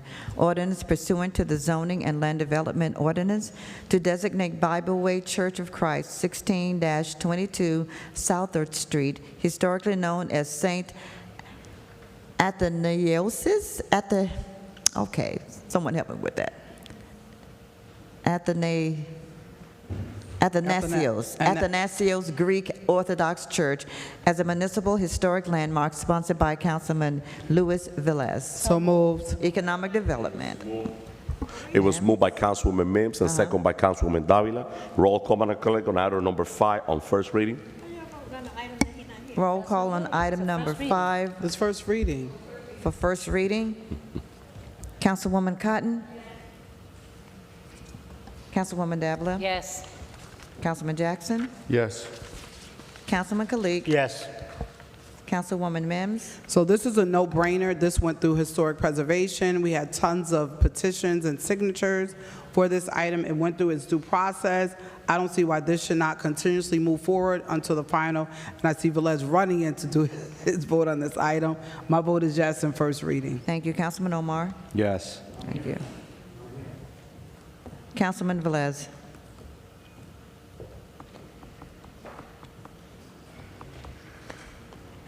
Number 5, Council. Thank you, colleagues, for supporting this important resolution, ordinance, sorry. I know it's going to the second reading. Council President, when passed today, I know we have a closeout meeting by the 30th, I believe at the end of the month. If it's possible that this item could be as a second reading and at the closeout meeting, because they had some celebration going on, they needed to get it ready.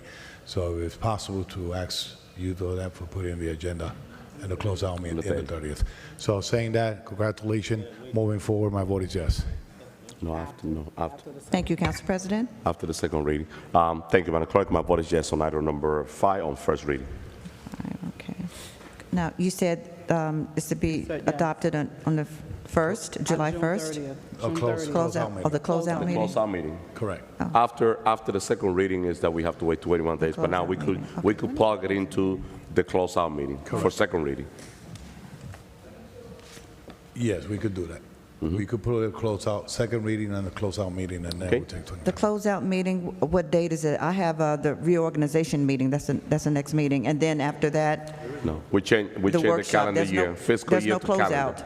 Oh, so we don't have no So more? we have closeout meeting when we, So why don't we, no, there's Council no President? closeout meeting. July Council- 1st is when we meet. Council President, Councilman Mims? if I'm not mistaken, there is a meeting on July 8th.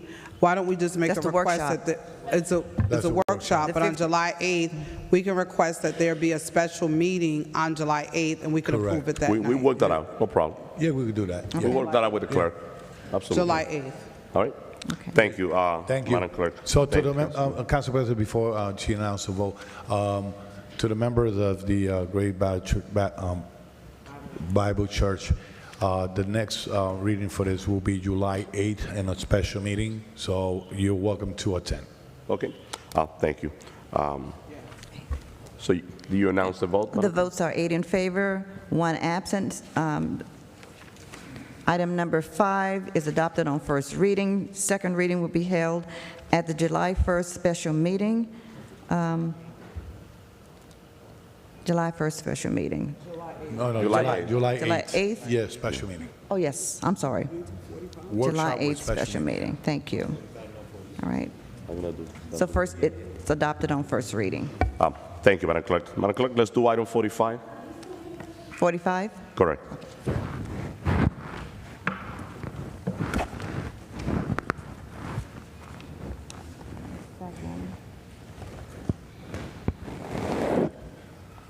Item number 45 is a resolution authorizing award of contract to Citywide Towing, Inc.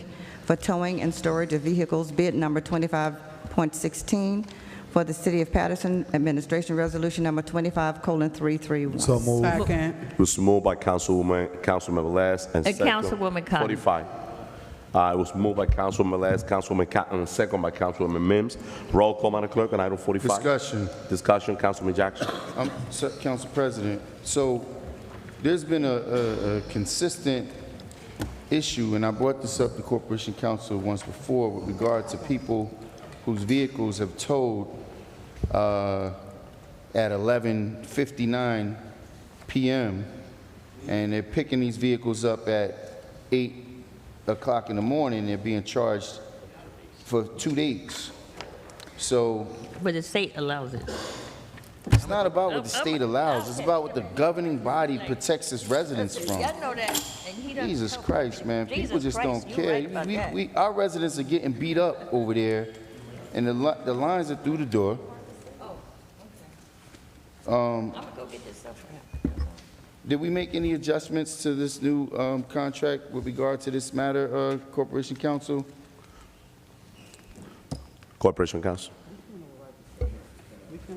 Thank you, Council President. Thank you, Councilman, for that inquiry. We did not modify the contract. It went through purchasing and proceeded through the normal course.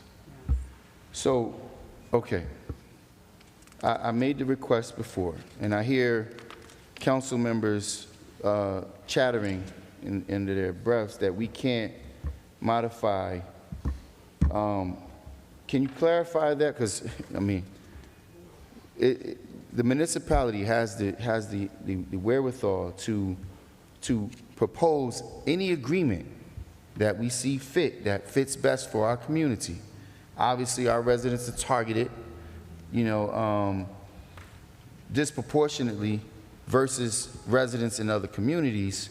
So is there any provision within the law that you're aware of or that you can point out to me, specifically pointing out by the law, that disallows this council to enter into an agreement that prohibits the contractor from unfairly charging people for 48 hours when their car's only been in possession for 5 or 6 hours? Corporation Counsel.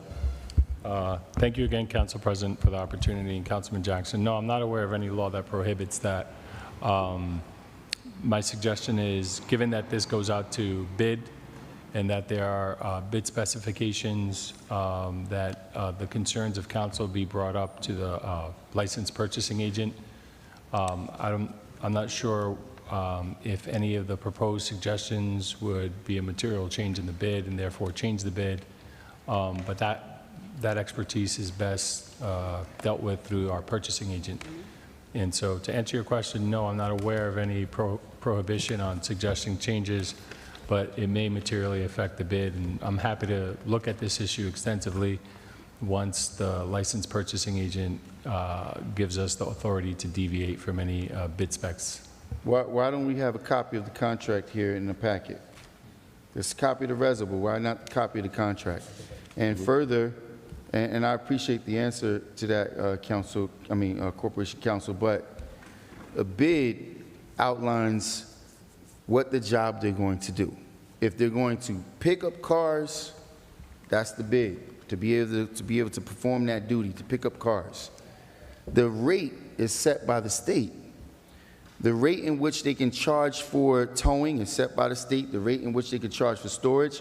What we have to outline is that we're not going to allow them to charge a rate of 48 hours for a car that they've only had in their possession for 5-6 hours.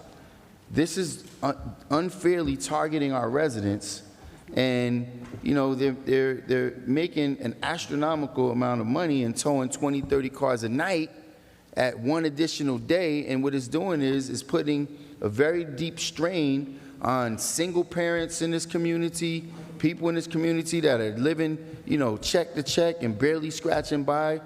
We have to be responsible in making sure that these contractors are not mistreating our residents. This is not being responsible just by moving on this item the way it is. So that's what I'm bringing forward. If we can make an amendment to this or send it back to the vendor for their edification, but just to support this item and allow for the vendor.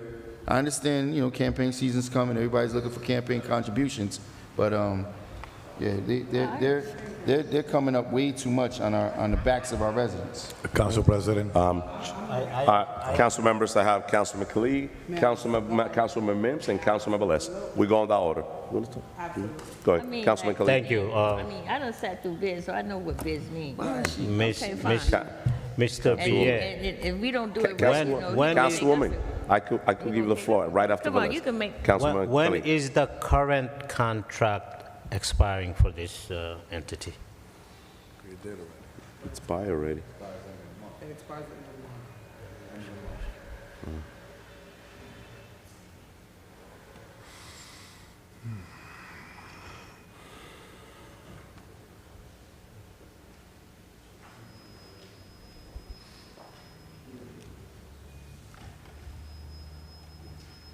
I see it here. This contract is from July 1st to June 30, 2028.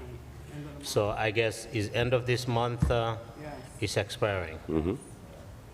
I do agree with Councilman Jackson. We do need to put an amendment in there that vehicle has to be at least 24 hours in the garage, at least more than 24 hours in the garage to be charged for 2 days. Not being there for 6 hours and you get charged for storage for 2 days. I'd like to put an amendment on the floor on this resolution as well. If I could do that. Absolutely, we can do it. All right, just We can. Madam Clerk or just Mr. Corporation Counsel. all right. So council members. I want to answer from our Corporation Counsel. There's an amendment. So Corporation Council. Can we put that whereas in that resolution? Corporation Council. Yes, thank you, Council President. Thank you, Councilman Khalid, for that inquiry. So my understanding is that there was a bid specification that was laid out and that this contract represents an approval of that bid. And this contract represents an approval in that bid. To the extent that council has a suggestion or a suggested change, I respectfully suggest that the police director, along with the purchasing agent, be brought in so that they can liaison with this particular contractor. I'm happy to look at any contract amendments that the council are suggesting, and perhaps maybe we can bring this item back once the police director and the purchasing agent, who usually liaisons directly in this process, can move forward with the council's suggestions. Okay, Council. Also, Go ahead, Councilor, one more question. I don't have the bid spec in front of me. I'm not even sure. Is it in the bid specs as soon as you pass the midnight, you get charged for another day? No. Or how does it work? I mean, I never had anybody saying that the vehicle was there for 6 days and 6 hours and they got charged for 2 days. I believe Councilman Jackson, he said he heard from the community members. I never got across anyone like that, but is there in the bid spec that you know of anything written in there in such a language? Council President, may I? Yes, Corporation Council, please. Thank you. And follow-up, Councilman Kalik, I'm not aware of it being in the bid specs, and I do think this is a meaningful suggestion, and it's something that should be looked at, again, through the purchasing agent and the police. I'm doing some informal research now on it, trying to pull up the state statute that governs towing contracts, but at this time I'm not able to advise whether or not that's specifically regulated by the state or that's something that council cannot do. What we discussing probably is not even in the bid spec. So can you please, before I vote, can you look into it? Or we might be discussing something not even in the bid spec. Can I get an answer for it before we vote, please? Thank you. All right, so just a minute. I have Councilman Mims, Councilwoman Velez, and we going back to you, Councilman Jackson. Councilwoman Mims. And so, sorry, thank you, Council President. And so not just for this item, but just in general. So I get a lot of phone calls, and I'm sure others do too, in regards to their cars being towed, right? And so the first thing I say to them, right, regarding this situation, because they give me a lot of stories about the car being towed, the good thing that I love is that these tow companies take photographs, right, of what's happening. Mm-hmm. And out of, I would say, 99.95% of every call I received, those cars were parked illegally. Every car. There's not one car, right? So we're sitting here talking about a time span and all that. The real question is, are these cars parked legally or not? We know the answer. They are not parked legally. I had a guy call me arguing, yelling, and I called the tow company and they sent me the photograph. And they were all parked illegally, right? And they have proof, and I'm so grateful. I don't know what made them start doing it, but I think that was a great thing, right? So the other piece is, I've never heard or have received a call that someone parked somewhere for 6 hours and then they got charged or whatever. I haven't received those calls. However, we know after midnight, it goes into another day. Right. We all know that. It goes into another day. So what happens is, the first thing we need to be saying to the community, please park legally to avoid being told. Please look at the signage. Please do your due diligence. Make sure we're parking in the designated areas that we should be parking in, because we got to send the right message to the community. Secondly, there was an incident on Sunday where there was a mix-up, and it was not the tow company's fault. It was an error with the actual police officer, because we also have to put on record that the tow company does not just tow cars. They cannot tow without the police coming first, issuing a ticket, and then the car is towed. So they issue a ticket based on whatever the violation is, and then the car gets towed after that. So those are things that we have to really put to the community. There's two things. Police are present. They give the statute code of your violation. Based on that code, you are towed. So my thing to the community, please try to park legally. Please make sure you're not violating those things so that you don't get in these scenarios. And there's many people that were in scenarios and they have called and we have assisted them. And I've had the conversation with them as well. I will assist you, but this is the concern. This is where you were. One person was like, I wasn't. They saw the picture, they said, ma'am, you're right. One lady said they weren't, and I went to the actual location and they were parked illegally. So you have to make sure there are signage in the community everywhere. If there are errors and you call us, we will help you, but 99.95% of every call that I've received, and many people are texting me saying, you are so right, thank you so much, right? It's right. Now, if there are other concerns where perhaps maybe the ticketing was wrong, that comes from the police department. That has nothing to do with the tow company. That's a totally separate issue. But on this particular item, there's state regulations that we have to follow based on the charge and the fees and all that, which goes beyond us. Local cannot supersede state, so we got to follow their guidelines. But that's the message I believe we should really get to the community.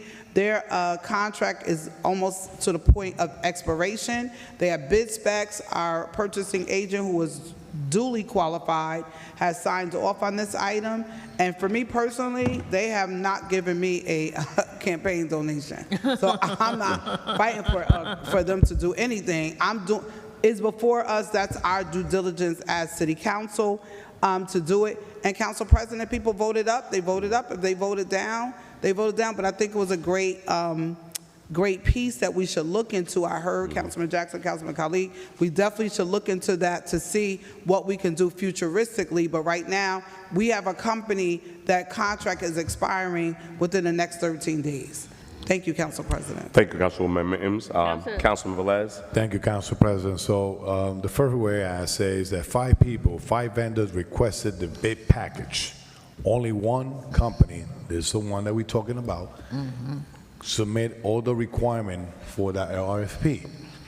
That means that it's simple and easy. 5 companies requested the package, 1 returned it with all the requirements, and we're talking about storage, having the land, having the right tow trucks, having the right employees, et cetera, et cetera. So this one, based on the RFP, the bid package, they process and they say this is the most qualified to do the work in the city of Paterson.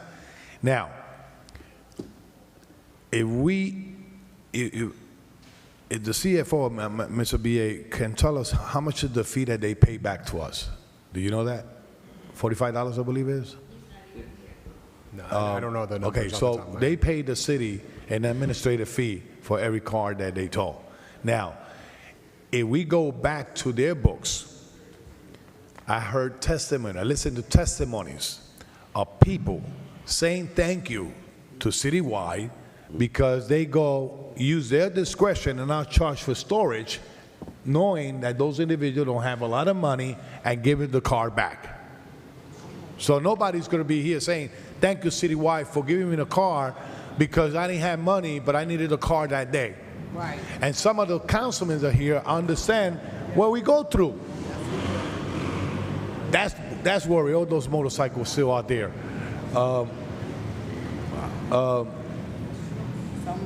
So now,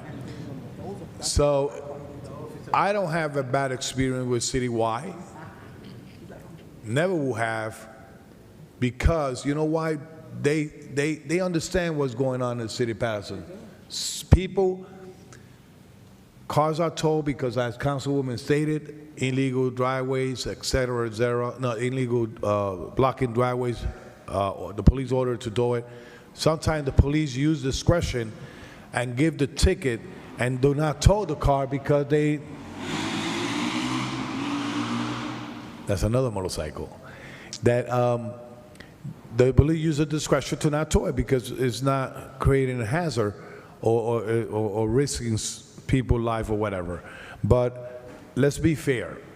This company has served the city quite good, and I'm being witnesses witnessed how many they have been using their discretion to even give the car back. And you know, some people leave the car there for weeks. That's true. Month. That's so true. Have you thought about that? And they still don't. And still, they have discretion with those individuals knowing that they need a car. So let's clarify the record here too. Every RFP, every proposed bid, there's a form that says that you have not gave donations to any councilman or any political figures in the city of Paterson. If you're gonna, so let's not create that motion that we get money, we do this, we do that because this. Some of this RFP we don't even know until we don't go and vote on it. So saying that, you know, let's move forward now. One thing is BA. Probably they blaming that company that sit behind Van Houten and all those tow trucks waiting. Yeah, the black tow trucks waiting to see somebody's parking in Wendy's, and without Wendy calling them, they have people sitting there, and they see that somebody went in a hurry to go to use the bathroom, and somebody, and they towing the cars. All right, and not only that, that company, Mr. BA, is going to homeowner house and putting their sign saying, if your driveway is blocked, call me, I tow your car. That's illegal. If the police is not called, they cannot tow the cars. And I see it all the way around the city. Okay, this company is abusing people. It's abusing the system. So that's have to look into it, because this is Van Houten, it's not the staging for that company tow truck to be able to do business in the city of Paterson. And they be blocking corners under the bridge, sleeping, and make them believe that they are not in the vehicle because they got tents. And I spoke to the director, Jared Special, about this. This towing company has a sign that says, police official towing vehicle. Okay? So that have to look into it, because they are not our police official towing vehicle.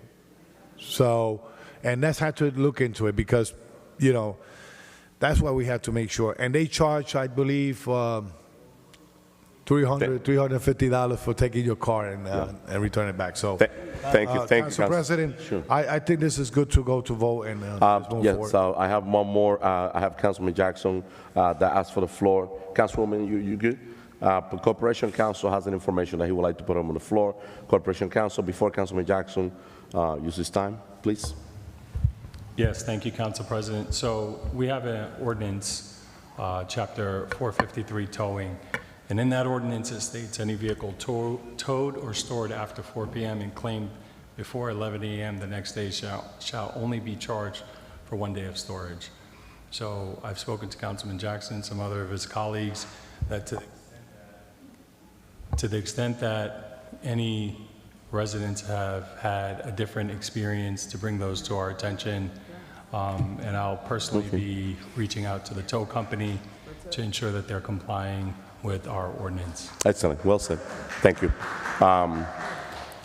Councilman Jackson. Thank you, Council President. So, for a point of clarity, never once did I say anything about people parking illegally or being towed illegally and photographs by the tow company, and I respect and appreciate. I'm not here to get into anybody's way of doing business.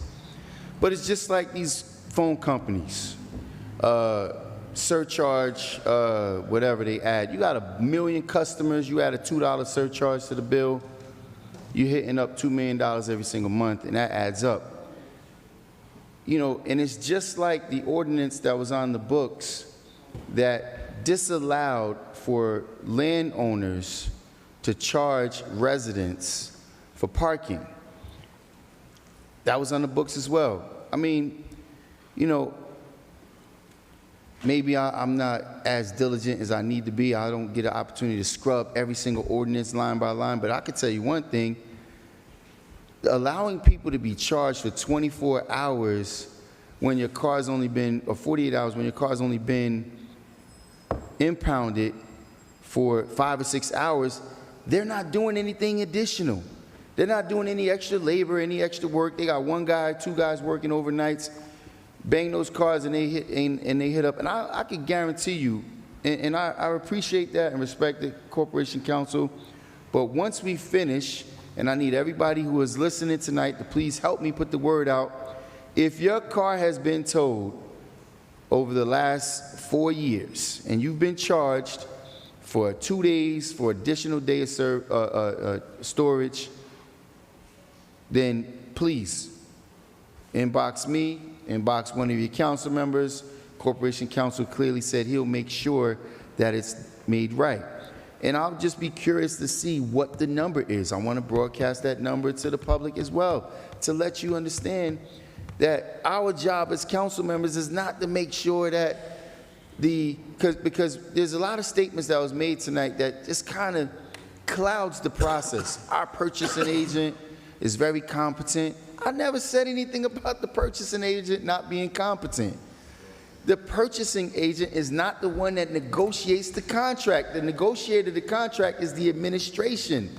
Our job is to hold the administration accountable and take care of the concerns of our residents, not a contractor.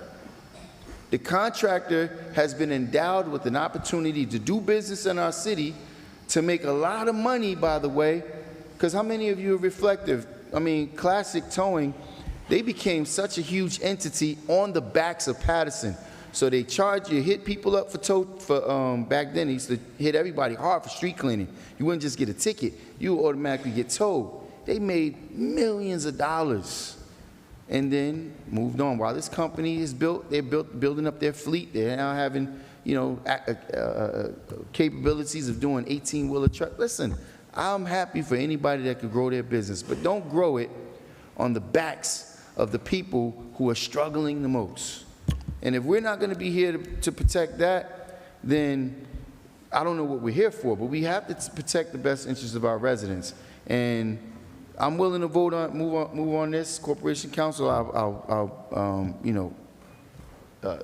endow him with the opportunity to do his due diligence and for us to aid and assist as well. But I also urge the council to continue, because I still have residents that are being disallowed parking in their within a space that they rent that has a garage, has a driveway. So when you talk about people that are parking illegally, and then we just approved tonight on the consent agenda a resolution to allow for 25 by 100s in the 1st, 4th, and 5th wards, that they could propose to put a 3-family house there, as if these communities aren't already overpopulated. So we're putting you in these positions to have to park illegally. We're putting you in these positions where your neighborhoods are so congested, and the landlords are not providing the parking spaces that they were supposed to do when they were approved in the zoning or planning board meetings. And then we punish the residents and then say, hey, don't park illegally and you won't have to be. No, it's our job to provide clear, reasonable outlets for our residents, the safety, the word that's used so often, I hate using it because it's used so often, quality of life. But anyway, I don't want to labor this out too long. I appreciate the effort, Corporation Counsel. Thank you. Thank you, Councilman. Roll call, Madam Clerk. Council President, I just wanted to say, brief, please. on that one item about the towing, actually, when the purchasing agent puts out the specs, that's in the specs. Once the specs is put out there, like you saw 5 companies pick up, only one return. For items that you want to see in the specs, you put it in the specs. Once the bid is open and it's awarded, it's not up to, the administration can't negotiate nothing. There's nothing to negotiate now, because they already did, the specs is what they bid on. Now, if you're going to add something later, then you actually got to go back out for rebid. You have to reject this bid and go back out for another bid. You cannot change a bid. Specs that a purchasing agent put together a purchasing agent is putting the specs together. He's getting information. You could have gave him some information. Any council member could have said, we want to give him some information. This is what we would like to see in the bid specs. It could have easily been done that way. So with that being said, if I heard what Corporation Counsel said, that it will be changed, I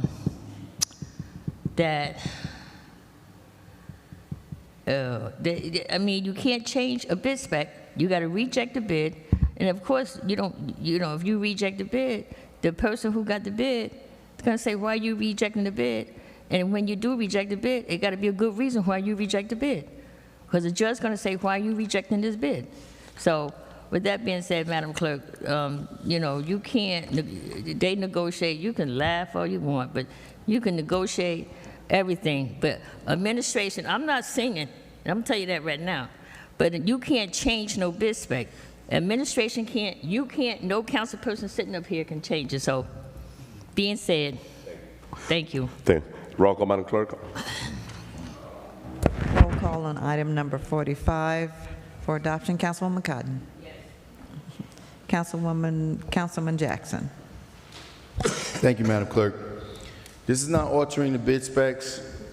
I'm more than positive. In the bid, it doesn't say, we're going to charge your residents that we tow at 11 o'clock and they pick up their car at 8 o'clock, we're going to charge them for 2 days. It doesn't say that within the bid. You don't have to make an agreement for people to treat people right.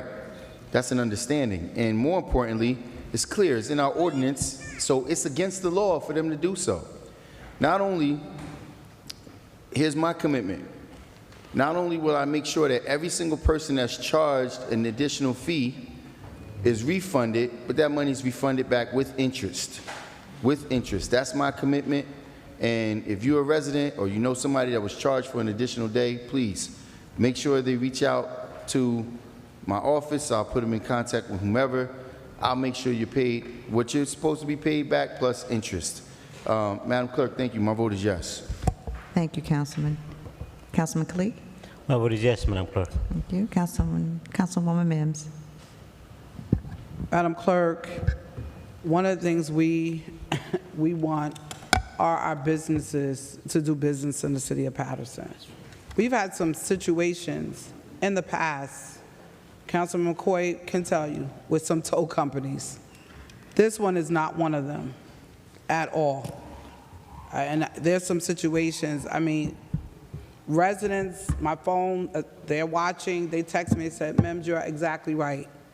Because we know we have some issues, parking, all type of things in the city. We know what's going on in the city, but it still does not give us the right to tell anyone, anybody, to illegally park in the city of Paterson. Now, should there be enforcement, the parking, wherever it is, that's the police, they do enforcement.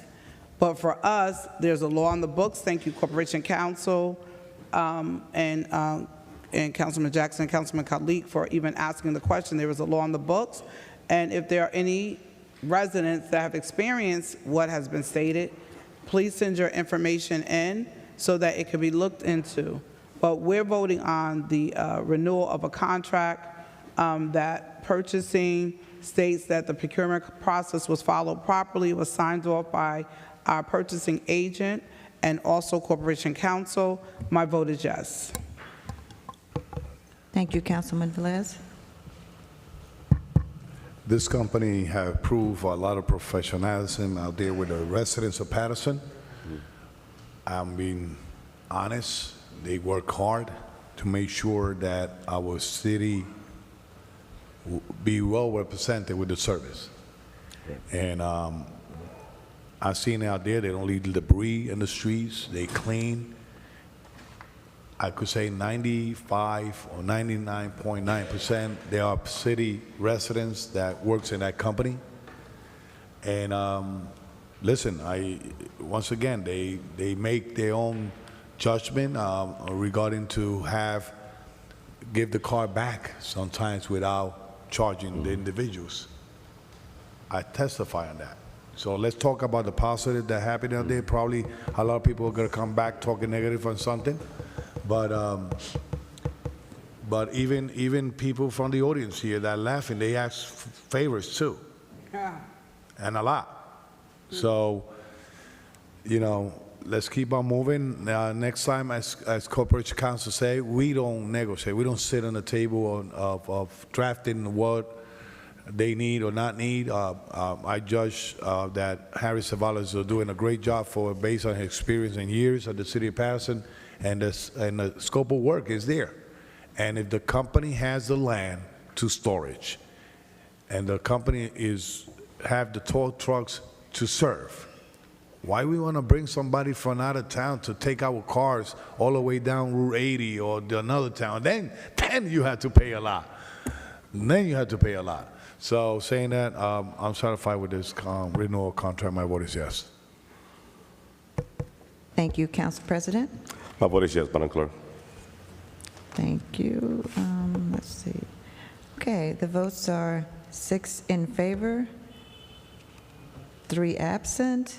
Item number 45 is hereby adopted. Thank you, Madam Clerk. Item 46.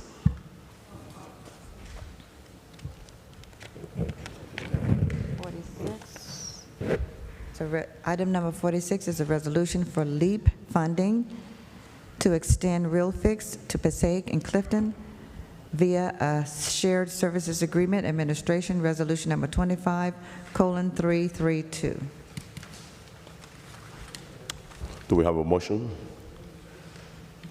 for item 46? For Real Fix. It's been moved by Councilwoman Cotton. Do we have a second?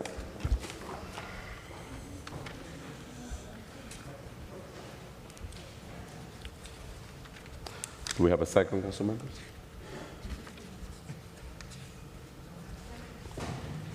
It fails. No, we in a motion right The now. presentation is in the workshop, so we have a motion. So this item failed for a lack of motion, Madam Clerk. Let's send this item back to committee, back to the workshop. Okay. Item number 46 failed for lack of motion. Now, members of the public, Council President, Councilman if you're Jackson. going to send this back to workshop, please make sure that it's accompanied by a, statistics of performance of Yes. what's He been sent it. produced. He sent it. I asked last week. He sent it. Okay. Duly noted, Councilman Jackson. So let's, Madam Clerk, how many speakers do we have on public portion? Real data, we need real data. We have 16 speakers. Okay, members of the public, so we're going to start the public portion. You have 3 minutes to address the council respectfully and the administration. Right after the 3 minutes, I will respectfully ask you to move and allow the next person to use his 3 minutes. Madam Clerk, let's call the first speaker. The first speaker is Elvis Durham. Please state your name.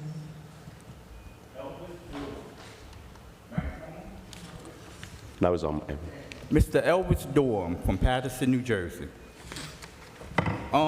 Before I get started, the last time I was here, it was Thursday. And after I left, my friend over here, Councilman Michael Jackson of the First Ward, waited till I left to say something. But I feel like anything that I had said this past Thursday, it was real. What I had said this past Thursday was for the people in the black community to start supporting one another. We don't support one another a lot. The black community is too divided. At some point, Councilman Mike Jackson, you're one of the leaders in this city, in the black community. But at the same time, I respect you, respect me. That's my opinion. You got your opinion, I got my opinion. So, to say all that, it's time for us in the black community to have respect. Respect don't cost nothing. And I also say, in 2026, it will be a candidate in the black community running and may win. But nobody up there have the numbers. It's going to be a candidate. I also want to say congratulations to everyone that came to the grand opening of Fast Break Cafe and Silver Fox. Want to say Councilman Luis Velez, Artis Mendez, Councilman Artis Mendez, Councilwoman Lisa Mims, and I already know Councilwoman Ruby Cotton was out of town. I hope you brought me some food back from South Carolina. But anyway, to the ones that did not stop by, and you probably did, if you did, stop by. Let's support these businesses in the city of Paterson, New Jersey. It's time for us to support one another. Every other community is building. Some of y'all could look at me like y'all crazy because y'all Mike Jackson supporters. I don't got no problem with Mike Jackson. The thing is, it's time for us to work together. And another thing, it's been said that you're afraid to stop me from talking. But the thing is, Council President, I'm not afraid of nobody up here. And I don't want you to be afraid of me. So if you want me to stop, I'll stop because I have a YouTube channel. You have YouTube. I have a Facebook page. And I could go on and on. I don't need the city council. Thank you, Elvis. Thank you. I could go on TV anytime I want. I'm a recording artist from EDO and production. Thank you. And I was under major companies. Next at speaker, one Madam time. Clerk. God bless you. Thank you. The next speaker is Mr. Rodney Paterson. Please state your name. He left. He left? Okay. The next speaker is Joel Keys Jr. State your name, please. Joel Keys Jr., Paterson. Can we overcome the divide and conquer outcomes of systemic Uncle Tom politics? Through the vehicle of systemic Uncle Tom politics, people with ambition can fast-track their way up the social mobility ladder. Uncle Tom politics is at the disposal of every ethnic group, including those who identify as white. Uncle Tom politics demands the candidates seeking to move up the social mobility ladder must publicly support policies harmful to the members of their respective communities, particularly minorities. Some Uncle Toms remain committed to their people. They understand the rules of Uncle Tom politics and know they cannot show support for their people by publicly challenging any harmful policies. However, they demonstrate their loyalty by supporting their people privately. On the other hand, some Uncle Toms have not remained committed to their people and have gladly publicly supported policies harmful to them. They demonstrate their disloyalty by never privately supporting their people. Malcolm X explained the origin of the Uncle Tom politics and its divide and conquer outcomes in his epic expose about the house Negro and the field Negro during slavery. The house Negroes lived in the house with the master, and the field Negroes lived in shacks and huts. The house Negroes received better treatment, including better food, clothing, and their primary service was to spy and report any suspicious plans or ideas the field Negroes may devise, especially plans of escape or revolt. Malcolm described how the Uncle Tom politics and its divide and conquer outcomes established during slavery were modernized. He said, quote, "Just as the slave master used Tom, the house Negro, to keep the field Negroes in check, the same old slave master today has Negroes who are modern Uncle Toms, 20th century Uncle Toms, to keep you and me in check," unquote. Modern field Negroes, such as Councilman Jackson, publicly challenges policies that harm their people. They understand the rules of Uncle Tom politics to achieve upward social mobility, but don't subscribe to those tenets. Instead, they represent the voice of dissent, which results in being blackballed or blacklisted. During his second trip to Africa, members of the Organization of African Unity showed Malcolm they had Uncle Toms in their movement working alongside radical revolutionaries. They said divide and conquer was the bigger picture, and Malcolm was still exploited by it in the United States. Malcolm got the point and made significant adjustments. He formed a second organization and recruited college-educated professionals formerly considered by Malcolm as Uncle Toms. Malcolm realized we needed Uncle Toms too. Why? Because it is the only way we can overcome the divide and conquer outcomes of Uncle Tom politics. Thank you. Next speaker, Madam Clerk. Next speaker is Eric McKenzie.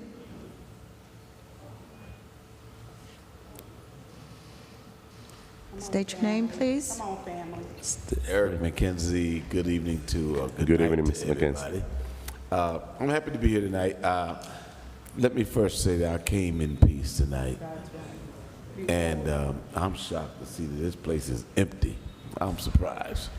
But at the same time, I want to say I am a Paterson-born resident, 57 years here in the city, and thank you all for what you voted on and passed for our church and our pastors and our history for Creature's Temple. We celebrated 75 years here in the city.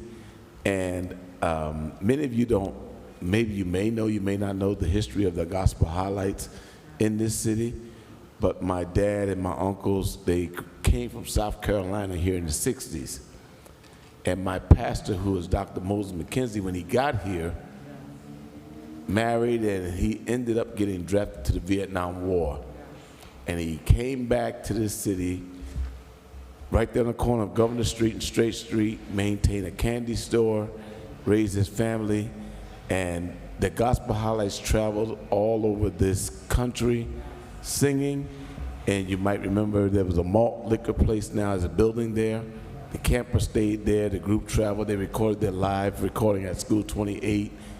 And my Uncle Doc started my group in 1977. I was 7 years old. And I've been in the group since 1977. And this year, June 28th, which is like next week, we're celebrating our anniversary concert at the International High School at 3 p.m.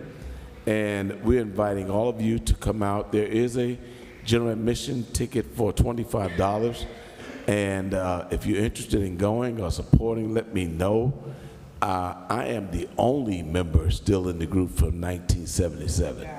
I'm celebrating 48 years in that group. And I'm happy and proud to say that my sons are now in the group.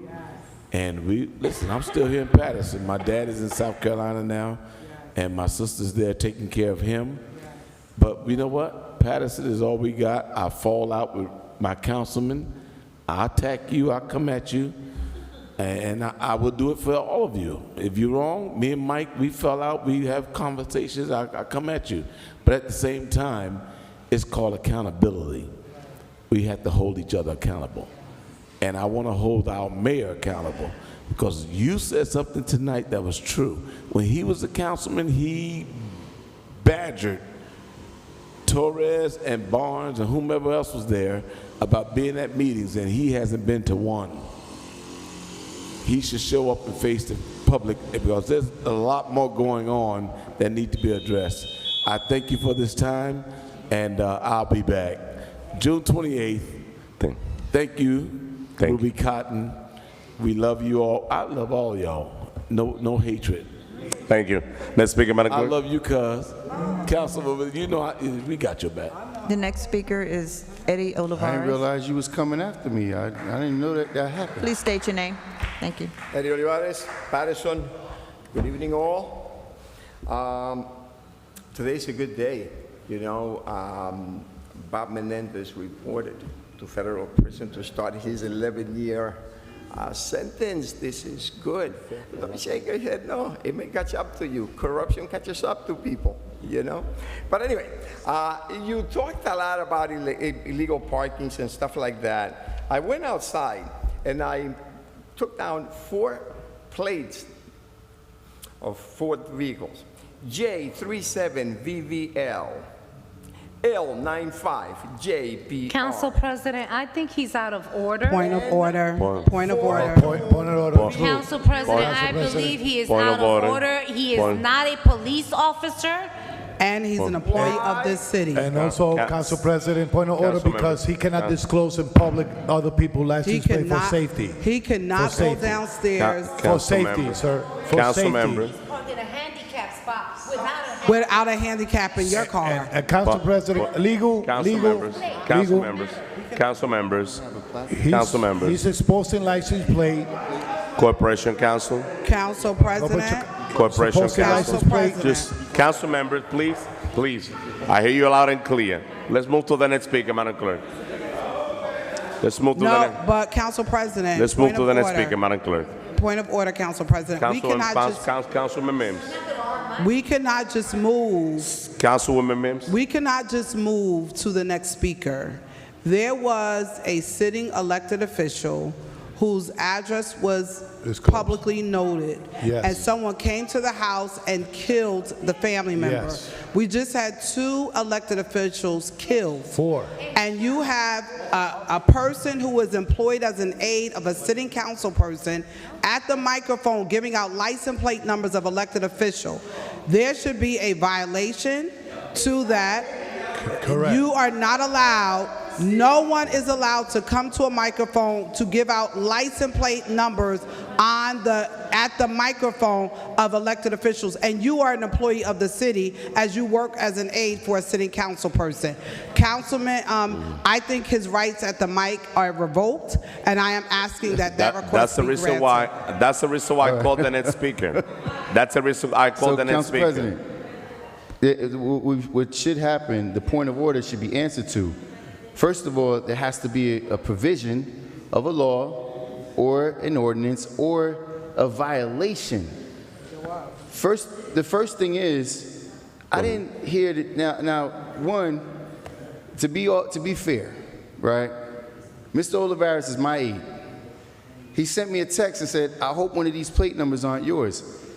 That in which means, if it was, he was going to read my plate as well. No. And more importantly, to the point of order, which should be answered to by Corporation Council, because that is the process, Council President, which I don't think you clearly understand. Very clear. You don't have the ability to arbitrarily decide and bar no, he does not. No, he does Yes, not. he does. I am No, very he does not. clear. He does. He has to violate a rule. He just did. Again, Council members. he has Council to members. violate a rule. Your license plate, whether you understand it or not, is outside for the public to view it. It is not. It is not secret information. No. I did not hear him. I did not hear him say the plate number X, Y, and Z that belongs He said to that. this person. He said the plate number.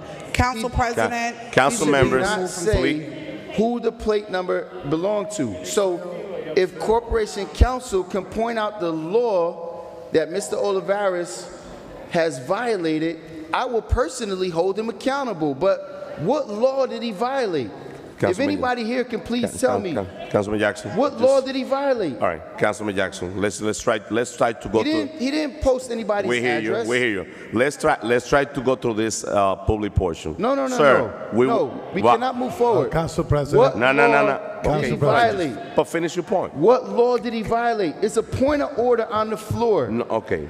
You have to answer to that point of law. Okay. To that point of Corporation order. Council. What law did he violate? And Council if he President. Just a minute. Then please, I will be the first All right, I one hear you. to Councilman correct him. So, I don't Council have a President, problem with the I know that gentleman Councilman, speaking. I know Councilwoman, I don't I have know an issue Councilwoman, with the just a gentleman second. speaking. I have an issue with the gentleman Councilwoman. putting Point of order out should be personal answered. Councilwoman. information. We Councilwoman. live- He is Councilwoman, on TV. but That we is why. live- It is open for anyone to see that's passing Councilwoman. by. So I don't have an issue with Just- the gentleman speaking. He has the right to his 3 minutes. What I do not and will not accept him Okay. putting Okay, we hear you. personal car information in public in that manner. So, Council President, that's the point I was gonna say. If we live in a world right now that I posted the other day that political violence is not accepted in our city, and it will not be accepted in our city. If we start doing things from over here, we're gonna fume out there, a lot of this stuff out there, and look what's going to happen in the world. We not even feel safe right now. So you never know if anybody watching on TV and say, okay, I cannot go there, but please mention plate, and we will understand what you're trying to say. They can see your plate as you're driving. I didn't interrupt you, Councilman Jackson. Councilman Jackson. I interrupt you. What law? He's not. He's rambling. He's not talking about the law. If what law? Councilman, we give you the floor. We give you the floor. Yeah. Just, but you got your time. If he has any issues, just this please is wrap how it I up, see it. Councilman Velez. If he have any issues with plate numbers out there or whatever, stand out there, call PD, and let PD handle the situation. Not come over here and try to put plate numbers out there. Trying to violate his First Amendment right. He has the right to speak. Councilman, he has the right to speak, Council President. He has the right to say whatever he wants to say. He had the right, Council President, I had the floor. I hear you. I got the floor. He had the right to speak, free to speak, but he don't have the right to slander. He don't have the right to attack, and let's bring him over here factual things. All right, Sir, Madam Clerk. Madam Clerk, start the clock. Madam Clerk, start the clock. Finish your time. Go ahead. Go ahead, Mr. O'Leary. Council President, we cannot just start his time over. We have to answer to the point of order. You got 2 minutes. What law did he violate? He was just accused of violating a law. I refer the question to Corporation Counsel. We didn't say that he is violating the law. We caution him that he's supposed to not to do that. I understood that, and I know Councilman Jackson understood that. I referred the question to Corporation Counsel. If not, council members, please, there's other speaker on the line that wants to use a 3-minute. We have this is the beginning of the public portion. Please, let's continue. Madam Clerk, restart the clock, please. No, he got 2 minutes. Go ahead. You already speak a minute. So, okay, Mr. Olivares, since they failed to prove that you violated any laws, by all means, do not allow them to misinterpret or interrupt your First Amendment right to speak freely. You have the right. These license plates are on public display. Freaking people. So it doesn't matter. 100,000 people see your plate. The ignorance happens here. Madam Clerk, restart the clock. Let's start.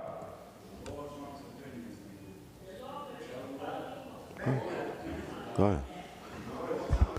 Members of the public, please, let's continue. Let's continue, please. Go ahead. Oh, you got 5 minutes? No. Thank you. Thank you very much. My boy. Anyway, as I was saying, You see, this is how it ends for people that engage in corruption. And I wish, I know what you're going to say, no, but I wish that Rafael would point the camera at the council so that people can see why it is that I call you scumbags, that I have no respect for you. Okay? That's why. That's why. It's because you have no respect for the people of Paterson, and these are the people that you work for. You work for me. I want to answer to, or talk a little bit about something that Ms. Davila said about the taxes. And, you know, I'll tell you, it's not that taxes are high, taxes are low, whatever the case may be. Let me tell you why it is that we, the people of Paterson, feel the way we feel. It's because whether we pay a lot of taxes or little taxes, the city is getting worse by the day. Killings, drugs, prostitution, the streets are filthy. So we feel that the taxes that we're paying, you are wasting. You say that we feel that we say that the only thing you guys do is street naming. Ma'am, it is well-founded because we don't get anything in return for what we pay. You understand the frustration here in the city of Paterson? The city is getting worse by the day.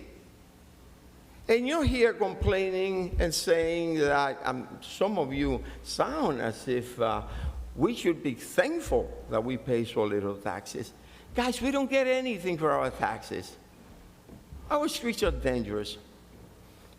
I feel sorry for people that have small children because they must be afraid to let them walk our streets. That's why we are so frustrated with you guys. That's why we have no respect for you. Until you guys are able to turn the city around, stop flip-flopping, turn the city around, fix this city, we will have no respect for you, and I speak for the people of Paterson.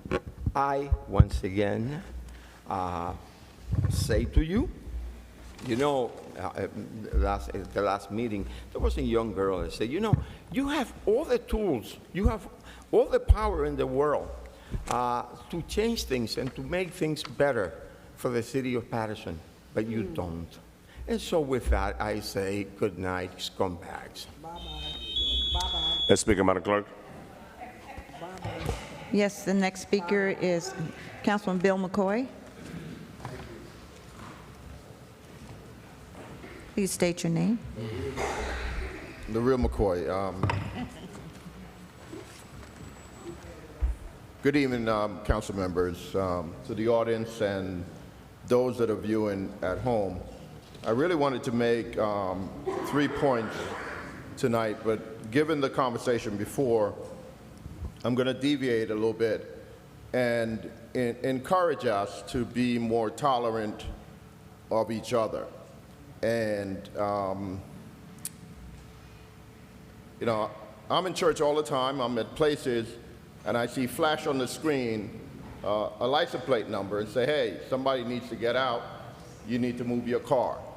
Your license plate is not a personal, private item. It's out in the public. There's no expectation of privacy when you're in public and you have a public vehicle. The person didn't tag the plate to the name of an individual, so no disclosure was made other than what the public already knows, that this is a license plate number that identifies a vehicle, and whatever caution he was going to make. I think we should allow the public to speak without being offended based on what they're saying from this point of view, because they have a right to speak. Let me encourage you, firstly, to commend and to congratulate all of the winners in the last primary, Democratic primary in particular. I had a Republican friend of mine who was looking for a Democratic candidate on his primary ballot and couldn't find it. So I had to explain to him that he's on the crazy side and he have to look for names on that side, but a Democratic primary. So I want to encourage everybody that they were all Democrats in the primary, and I commend all of them for winning their race locally.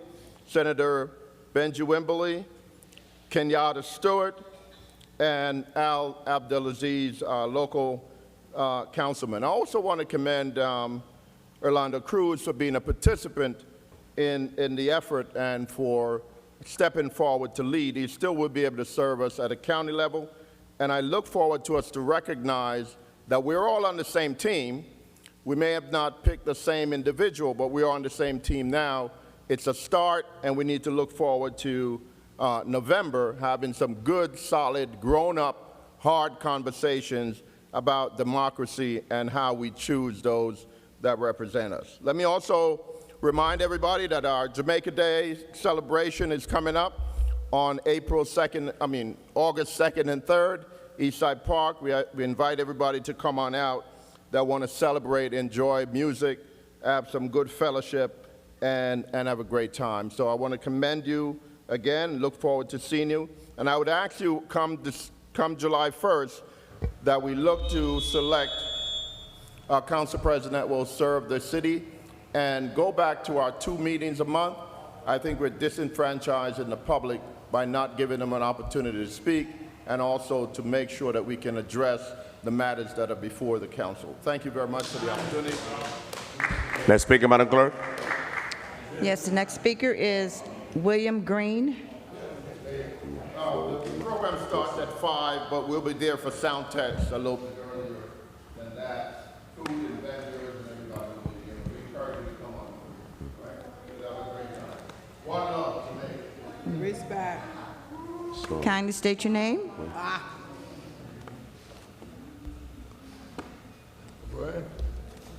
Good evening. My name is William Green, and I'll try and make this brief.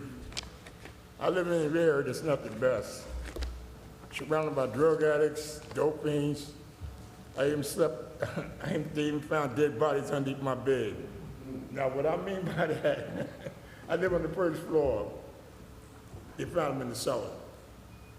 I left some money with a mortgage company. Alva is in Paterson. I'm on a fixed income. I haven't heard from these people in 6 months. My basic reason for being here is I need an apartment and I need it bad. It's an emergency. It came to a point where the area is so bad I almost had to kill a man. And that's the truth. We just kept pushing and pushing. So that means definitely time for me to leave. Now, the reason for me being there is I was put there by a gentleman from Father English, Paterson Catholic. And I was only supposed to be there for a short duration, but I was there for 2 years too long. So I finally got in touch with the gentleman, and he acting like he doesn't know me, and he told me the money I'm paying for rent, people are not taking that kind of money. So I just need somebody to help me out with this because I'm alone on this, and I need help. I'm recovering now for a triple bypass, which I'm going through, and I'm okay though. But the fact is I need a place to live. I'm not homeless, I have an apartment, like I said, but I just need a place to live. That's all. Thank you. Next speaker, Madam Clerk. Next speaker is Linda Mora.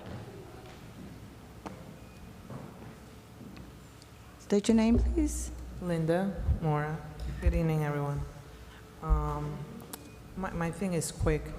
I want to formally make this final request. I want to thank Captain Murray for his efforts and Paterson PD for the ones that actually are enforcing the law. But we still have a problem.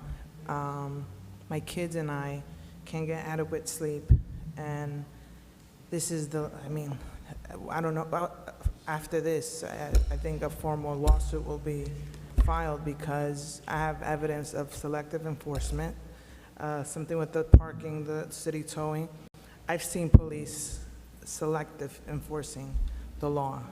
They towed, getting off topic, my neighbor who is an elderly individual, her car got towed, and she wasn't blocking the fire hydrant. I think she got a ticket for the handicap, which she is handicapped, but it wasn't her spot.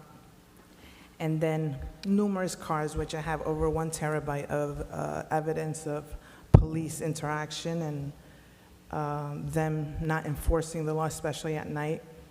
But back to the parking, well, there's going to be officers. Well, they'll pass by. Maybe they'll take it. I've had both instances where they'll just ticket the car and not tow it, being at a fire hydrant.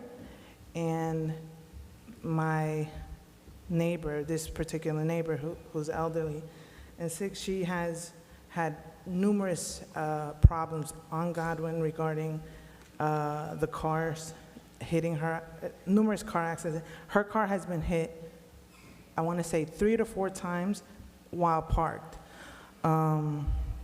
So I'm here because I'm tired of harassing like everyone and especially Captain Murray with the noise. It's unbelievable.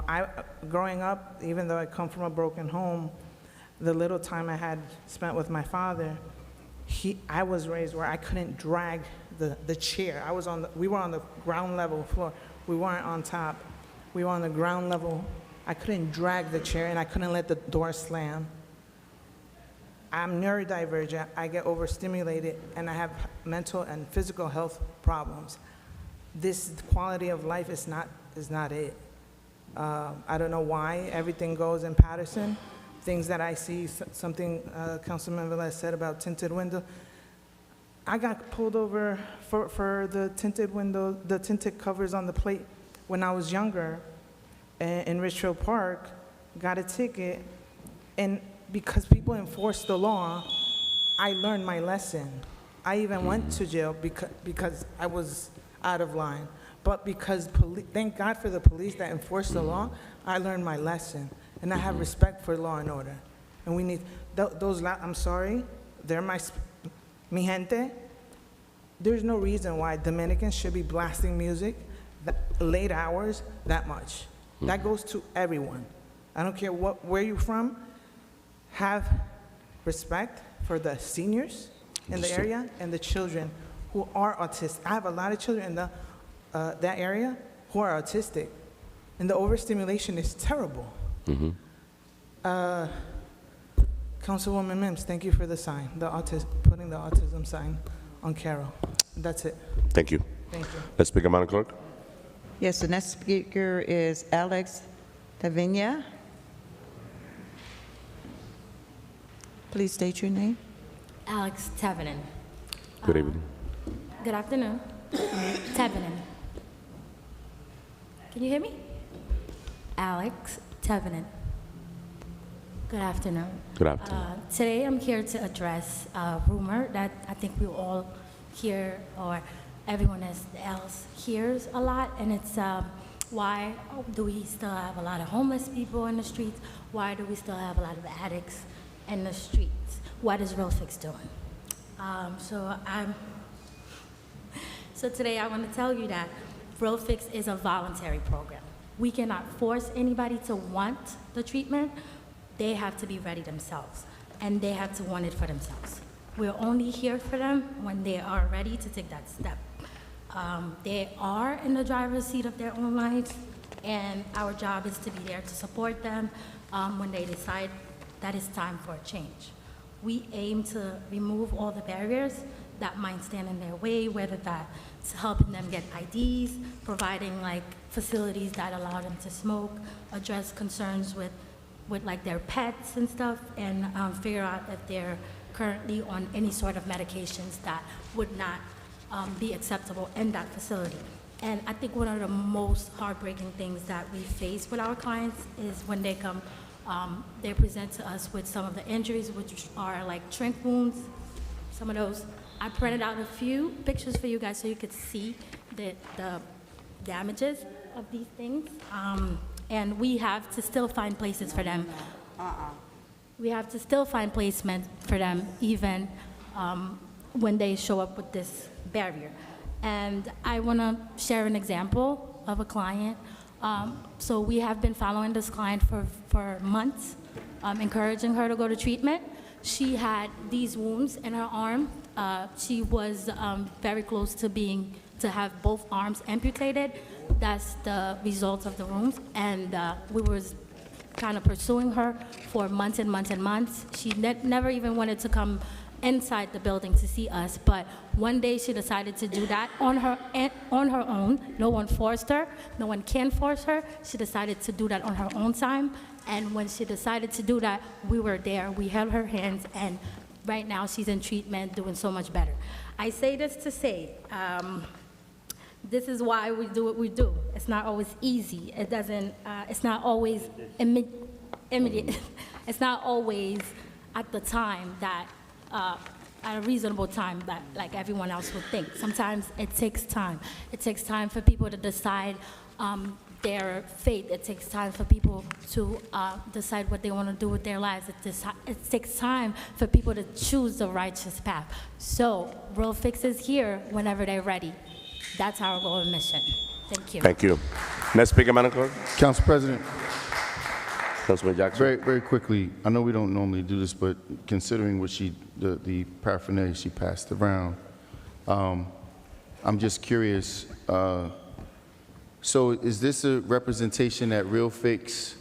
You guys treat wounds and things of that nature?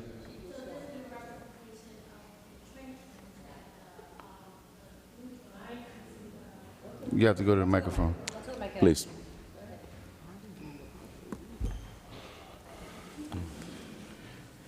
And I didn't hear you announce your address when you first came up. Are you a resident of Paterson? I'm not a resident of Paterson, but I am an employee with the city, and I work for Real Fix. Okay, so you guys, This is the... So we have contracted with HSNH that is here today to help us kind of help those clients in need. This is the wounds, Wound care. wound care. Correct. But I'm curious of why would you present this to us if this is not a service that you guys are We do providing? offer that service. Like I said, we contract with the agency to help our clients because there's a lot of barrier with the clients that have these wounds. They cannot get into a lot of treatments, a lot of treatment centers when they present with these wounds. So that is why we have contracted with the agency so they can help those clients break down that barrier so we can move forward to treatment. Okay, and the agency that we contract with, they have medical personnel that's employed with them as well? Nurses and... They have personnel that has medical trainings, nurses or... nurses, and Nurses. other medical trainings that you could think of. License also. Licensed people. And also they do other wraparound services. Right. Help Thank you. people get SSI, SSD, and everything else that they need to get off the streets. Thank you. Next speaker, Madam Clerk. Next speaker is Ed Bosey. State your name, please. Hi, I'm Ed Bosey. I'm the Chief Innovation Officer and the Director of RealFix. I was going to be presenting today. I don't know why that was taken off the agenda. I provided you with the material on June 5th. Apparently at the last workshop, nobody seemed to know that I had provided it. I presented, you asked for it again. I sent it on Friday morning at around 11 o'clock. As of 11 o'clock today, only 3 of you had opened the email. So I really insist that you allow me to present the full presentation. I'm not going to do it now. Absolutely. But it is necessary. Thank you, Mr. Ebosi. This is a regular meeting. Go A ahead. few points, because there seems to be some misunderstanding. This proposal is not for Paterson RealFix to serve Clifton or Passaic residents. Do you understand that? Yeah. They are going to have their own social workers to use the tools that we've created to serve their own residents and save lives and save millions of dollars, okay? I don't know how you're listening to each other on this point and not reading the material that I've provided to you that explains this specifically in great detail. Mr. Ebosi, now listen to me for a minute. Council President. We have a workshop section and you will be presenting at the workshop I'm going to section. present a few more This things. is a regular meeting. I know, and I have 3 minutes. Okay. So you put the time back on the clock. No, you got it. It's on there. Second thing is that we are not doing this solely as a favor to Passaic and Clifton. They offer services that we can use that we do not have ourselves. Through them, we will have the ability to sign people up on Medicaid in 2 to 3 days, whereas currently it takes 4 to 6 months. That's a huge benefit, okay? We will also be able to check whether people have insurance, which saves time when we send somebody based upon a client's representation. They said, oh, my Medicaid's active. We send them to a provider. It turns out their insurance is not active. We have to start all over again. We can do that now with them. Passaic actually has the ability to bill Medicaid for treatment services. We can actually make revenue and profit by delivering this service. Read the material I've sent to you, please. Next speaker, Madam Clerk. Council President. Next speaker, Madam Clerk. You know, Mr. Bosey, you know, you tried to explain. You tried to explain. Wait a second. You tried to explain, and I'm going to speak. I'm going to continue. Mr. This Bosey. represents how much money we save for each person we put into treatment. If this was a stack of $100 bills, this is how much we would save for each person we put into treatment. We've saved over the society over $200 million. Read the material I presented to you. Council Allow President. us to extend and Even save if they read it, they may not lives. understand it. Thank you. Next speaker, Madam Clerk. Council President. And we haven't asked about Just allow Councilman Jackson to speak. Next speaker. No, Council President, by no means. Council members. I would go after Councilwoman Mims. She wants first crack at it. Please. So let me just say this. First and foremost, the item failed and is going back to workshop. That will give you the opportunity to do a full presentation. We'll have questions, we can answer them. But for you, Mr. Bosey, to come to the microphone and to be belittling to the city council members who you will need to support this item after July. We understand what you're doing, but the item is no longer, it was not approved tonight. So now the next move is July. For me, and I'm saying it to you in the most professional manner ever, you get more with oil than you do with vinegar. And you have to be in a position, right? And I get it, you may be frustrated, but you cannot come to the mic and say, read your emails, do blah, blah, blah. You can't do that. It was voted down, whether they read them or not, it was not approved. So now, in July, it will come back, workshop presenting it, and then we will move forward after that point. The item that we are discussing, the item that was before us, is not just your Real Fix program. You're trying to do work in other towns. We made some specific requests, right? Look at the requests that we sent. We have the packet, you're right. You sent it, I received it, and I'm sure I'm one of the people that opened it. But it's coming back in July. But I'm just telling you, in order to get your support, you got to be able to work, and you cannot be belittling on that microphone, Mr. Bosey. Thank you. Council President, after Jackson. Council President. Councilman, just a minute, council member. Councilman Velez, right after Councilman Jackson. Thank you. No, Jackson was first. I'd say after he Jackson. Gave the time to. I'll come back to him. Oh, okay. So colleagues, if this is the treatment that they give us, I imagine the treatment that they give out there. Thank you. The way that this young lady just got up from there and almost slammed that door, if they had Snow Spring, probably break it. So the way that you come so aggressive to us, and we're not addicted, okay? And you come strong like us, I imagine how you treat people over there. That's why we got more people out there not using the system out there. You know, and she could stand back there and try to, threaten me with her look or whatever, but that'll intimidate me. We're not saying we're not supporting Real Fix. We've been supporting it for the longest. What we want is clarification of what you're saying is going to happen, because right now it's not happening. We have more people, and the data that you're giving, and you could sit down and press conference and say we have served 500, 700, but still we have the same individual out there, and the part that says we are ready when they ready. We are ready when they ready. So you know what? My brother wasn't ready to get treatment, and I enforced him to take him upstate New York, and he got treatment. He wasn't ready, but I put him out there, right? So if we're gonna ask our personal experience, probably without your money, we have done it before, okay? Now, you come here, you mistreat us like it's a constant thing that's happening in this city, that everybody thinks that they could come to that podium and slander us, treat us like garbage, pay by taxpayer money to get an insult. We read, look all your documents. You know what I did with that piece of paper that young lady gave us? I put it back here to see if this is match what I have here. I understand. Now, you got your hands full, my brother. You got your hands full.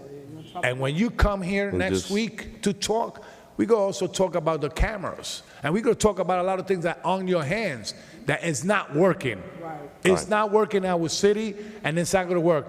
How we are going to serve other city if our city is not straightened out? All right. Councilman Jackson. I'll be very brief, Council President. Thanks. Mr. Bosey, you're the example of what's wrong with this city. You're the example. I agree. You came here in one capacity as a paid liaison from the college or whatever for a certain job that you was going to fill. Then you came before this council presenting information, incorrect and inaccurate information about cameras that's still not being fulfilled. Your presentation tonight consists of playing cards. That was a presentation that you prepared to bring before this municipal council. The audacity, the entitlement that you walked in here with to speak to us in this fashion, this is why I don't care what it is that you're presenting. Nothing that you present will ever get my support. And the $6 million grant that you're bringing forward needs to be redirected to a homegrown, Paterson-based entity. You have all these employees, none of them are from the city. That's right. None of them are from the city. And this is why there was such a big fiasco at 125 Ellison, because you don't even understand the community in which you're here to service. You send a young lady around here that she's going to gallivant behind the diocese. You've been coming before this council for how long you been employed here? Since the mayor's been elected, almost 8 years, and you still don't understand the process and the practices of this council. Your blatant disregard and disrespect of this council shows that you do not belong as an employee of the city. And I've been saying it for 8 years. I will continue to say it as I say other things, and guess what? Slowly the council continues to catch on. You are the problem here. You are a representative of the problem here, and you can't even show proof and evidence of things that you've repaired. You came with a deck of playing cards. Why is that even in your possession to come before this municipal council? No. It's not a question. Your time is up, sir. We just gave you an answer. We stopped our normal policies and practices. And I'm going to say this lastly. The disrespect that the councilman is talking about, see, those residents that live here, they're taxpayers. They're residents. You're a paid employee. You're a paid employee, whether they say this money is being donated by Bloomberg or whoever, wherever the money comes from, you're a paid city employee, and you and your staff should understand there's a certain level of decorum and respect that's demanded by employees. So you take those playing cards off of that deck right there and let the next speaker step to the microphone. And before, Mr. Bolsey, before we continue with the public portion, the way you address the council, it's just totally inappropriate, with disrespectful. Should be, listen, shame on you. I'm just going to tell you, listen, the reality, Mr. Bolsey, the reality that we have in the city of Paterson is that the data that you're presenting to us doesn't reflect the reality of the city. It doesn't reflect the work that you say that you're doing. So we have questioned this governing body. We have questioned. That's our responsibility. We're not going to approve you a shared services agreement with Passaic and Clifton when things are falling apart in the city of Paterson, within your responsibility in your department. So we got to have a conversation. And before that presentation, I will humbly recommend you to email each council member with an apologies and come back with a different attitude next week. Now, have a good night. Next speaker, Madam Clerk. Next speaker is Christopher Norton. He's real fixed. Please state your name. Are we going to the next speaker? Yes. No, I just want my council colleague to understand that it didn't get a second. So when it doesn't get a second, it don't go to the next workshop. It fails. It fails. That's so right. It don't even get put on nowhere. Shut up. It don't get put on. It don't get put on. Councilwoman, please. Let's don't get put on, Councilman. Let's continue with the public portion. They can represent it like any Please. other Well, workshop. Let me not just for the record. They could represent it with changes. Huh? With changes, they could represent it. Stop it. Yeah.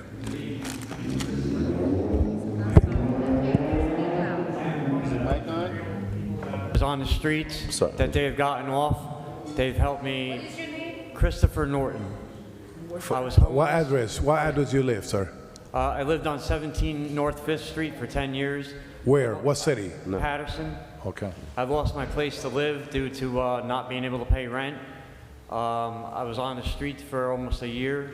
I came to Real Fix because I started doing drugs, and I had nowhere else to turn. And these were the only people that took me off the street, got me where I needed to go, helped me, and to this day they are still helping me. And now I donate my time by trying to get some of the other people that I see on the street to come off and go into rehab. And I got about 7 or 8 of them so far to come in. It's a time-consuming process, but it does work, and it is worth it. It is. to see somebody that you saved, I'm living proof. And that's all I got to say. Thank you. Thank you. Next speaker, Madam Clerk.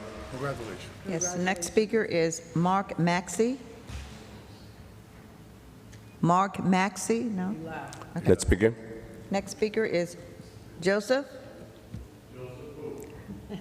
Excuse me, I'm unable to read the last name, but it's H-A. Okay. Oh, yeah, okay. My friend. Thank you. State your name, please. All right. I'm going to say good evening or good night. It's nighttime now. But I've been coming here for like, I think last year a couple times, and I'm not here to bash any of you cats. You know, the mayor should be here. Well, I used to watch this on TV. Graves was here. Graves used to be here when he was the mayor. But there's a lot of things that's going on, and the things that I hate about my town, oh yeah, I'm Joseph Hart, born in Paterson, 1961, and I'm all Patersonian, you know? And I live on 49 Prince Street right now, apartment 4A. But the things that I hate about my town, in the parking, the illegal parking, and when they, you know, it's like, it's no respect. It's no respect for people that's disabled. They'll block the crosswalk, they don't care. And so if they get a ticket or they get told, good for them. You know, that's why I see it. And it's like, we need more officers out here to give tickets out. I mean, everybody got a parking ticket. When the meter run out, boom, you get a ticket. I got them. I'm glad they put that little turn on the red thing back, because that was when I used to drive, you know? But then you got the heavy people, the heavy foot pedals. They don't like to stop for that red light. But when I put this cane up, you stop them, you know? I make them stop. I don't care, you know? I may get hit.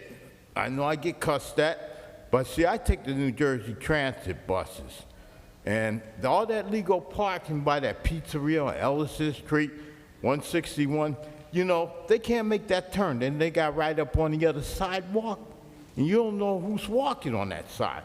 Somebody's gonna get hurt one day, because all this illegal parking shouldn't be. The Chase Bank, all that, they don't care, you know? And the fire hydrants, it's not respected. They need to paint that sidewalks yellow again, that way, and put it in all languages. That way it's no excuse. And that's all I got to say tonight, and God bless you guys. You all be safe. All right.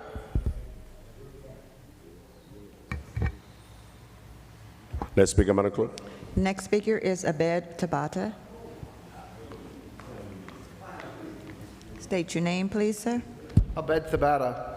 I don't want to give my address. Maybe somebody will come and attack me at my house, you know? So, I don't even know where to start. Excuse me? I have 3 minutes. You can reply to me after. I'm not here to be nice, because part of our chapter doesn't say respect the council people.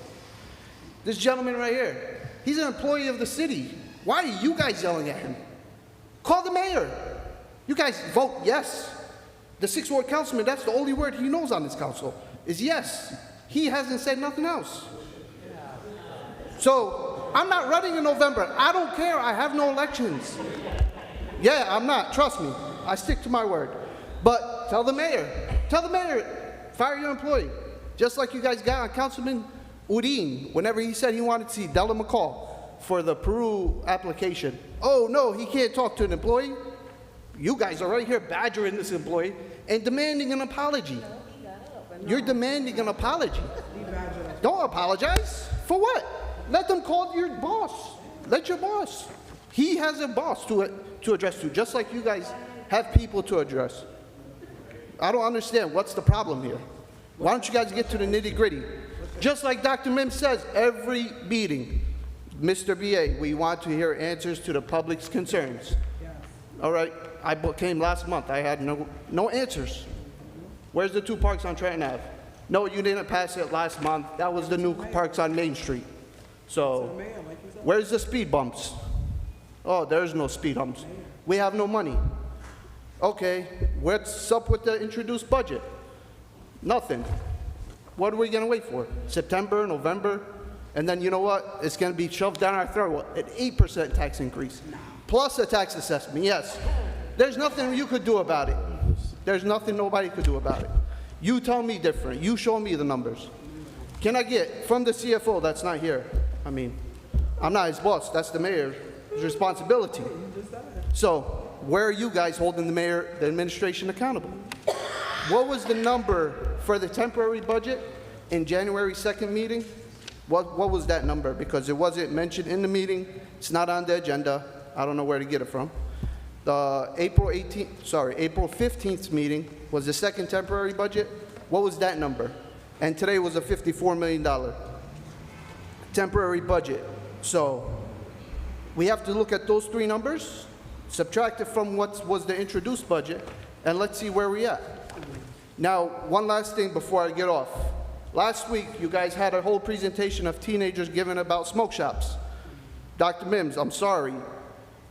You guys said the legislation was in committee, but it has to go and get vetted through for the ordinance so it doesn't violate any state statutes. The Corporation Council drafted it. If it violates state statutes, then unfortunately Corporation Council doesn't know what he's doing. Listen, I have all my faith in Corporation Council. That's not what I said. Thank you. That's not what I said. Thank you. Next speaker, Madam Clerk. Council President.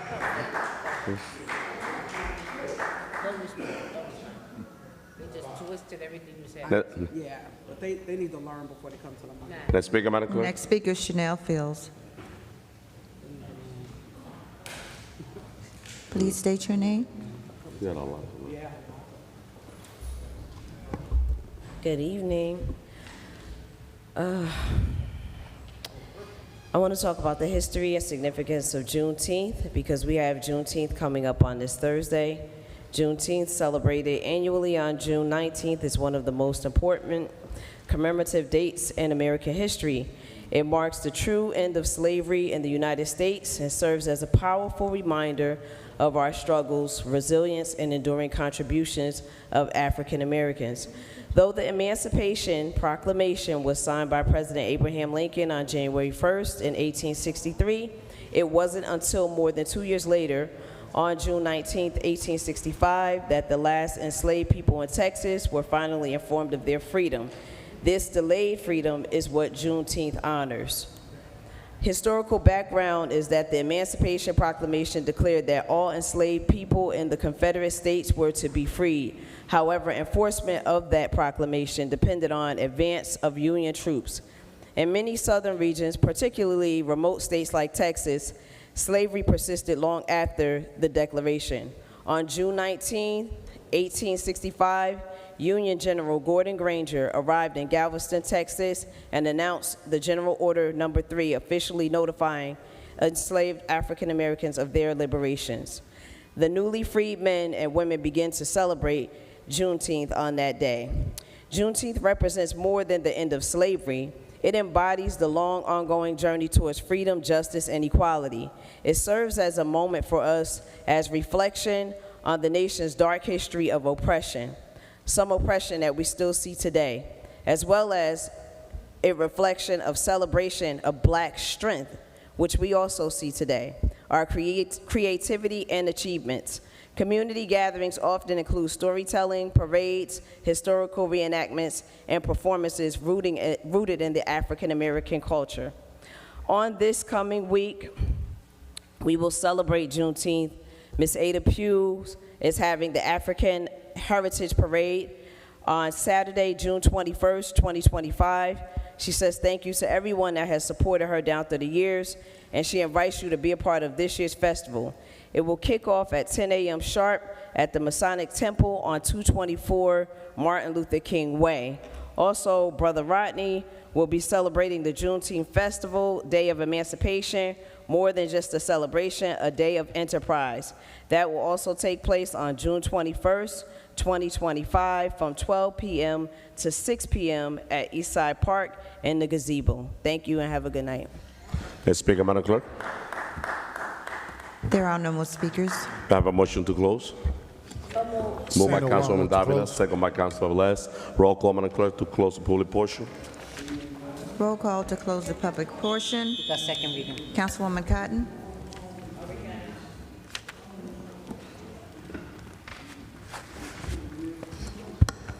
This is to close the public portion, right, Madam Clerk? Yes. My vote is yes. Thank you.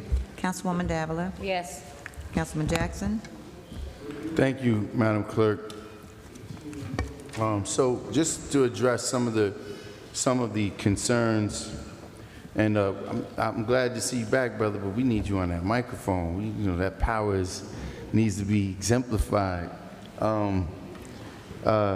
Well, I must say this. I take my hat off to the administration for saving some money. Got us in here fanning ourselves. The air conditioner's turned off. So it's brutally, they make sure they don't want to keep the public in here. It's the little tactics that you got to be mindful of. And I don't understand why everybody's always so offended. Like, members of the public have the right to come here and talk about whatever they like to talk about. But see, here's the beauty. And it's not even me. It's people in the public are watching, but like, and they have these things in case you're like 50 and over. I see all the commercials now. If you're 55 and over, something like that, and you want to become more acclimated to AI, they have AI classes. But this is members of the public. All you got to do is open up ChatGPT or just do a simple Google search, right? And it'll tell you, in New Jersey, publicly reading license plates aloud isn't illegal. License plates are considered public information, so stating them isn't against the law. However, laws can change, so it is wise to stay updated on local regulations. But the point that I'm making is anything that somebody has to say, we have a problem or an issue with it. We are riding the line in violating people's First Amendment rights. And we've done it so many times, we continuously do it. Now, Mr. Gilmore, who has a major lawsuit against the city for the administration blatantly violating his First Amendment right, taxpayers are paying the price for it. Anyway, relative to people talking about the lack of support, I mean, listen, everybody is entitled to their opinion. The gentleman came to the microphone and consistently badgering on how we need to, listen, Councilman McCoy's affair is handsomely attended. That is a measure of support that I continuously see building every single year. I've been in business for over 25 years and I got very consistent support. Kenyatta Stewart's current election is an example of the support. We continuously run around, oh, we don't support each other. Man, that's a fallacy. And as long as we continue to talk about that, it diminishes the effort that we do put to bring forward. I just wanted to make that clear. Now, hey, I got to do this. I mean, it's not something I enjoy doing, but I have to, because when you stand forward and put your name on a ballot to run for a position, you should have or possess at least the capacity to do the job. Everybody, listen, everybody needs on-the-job training. And you see this happen all the time, right? People get a position, don't know what it is.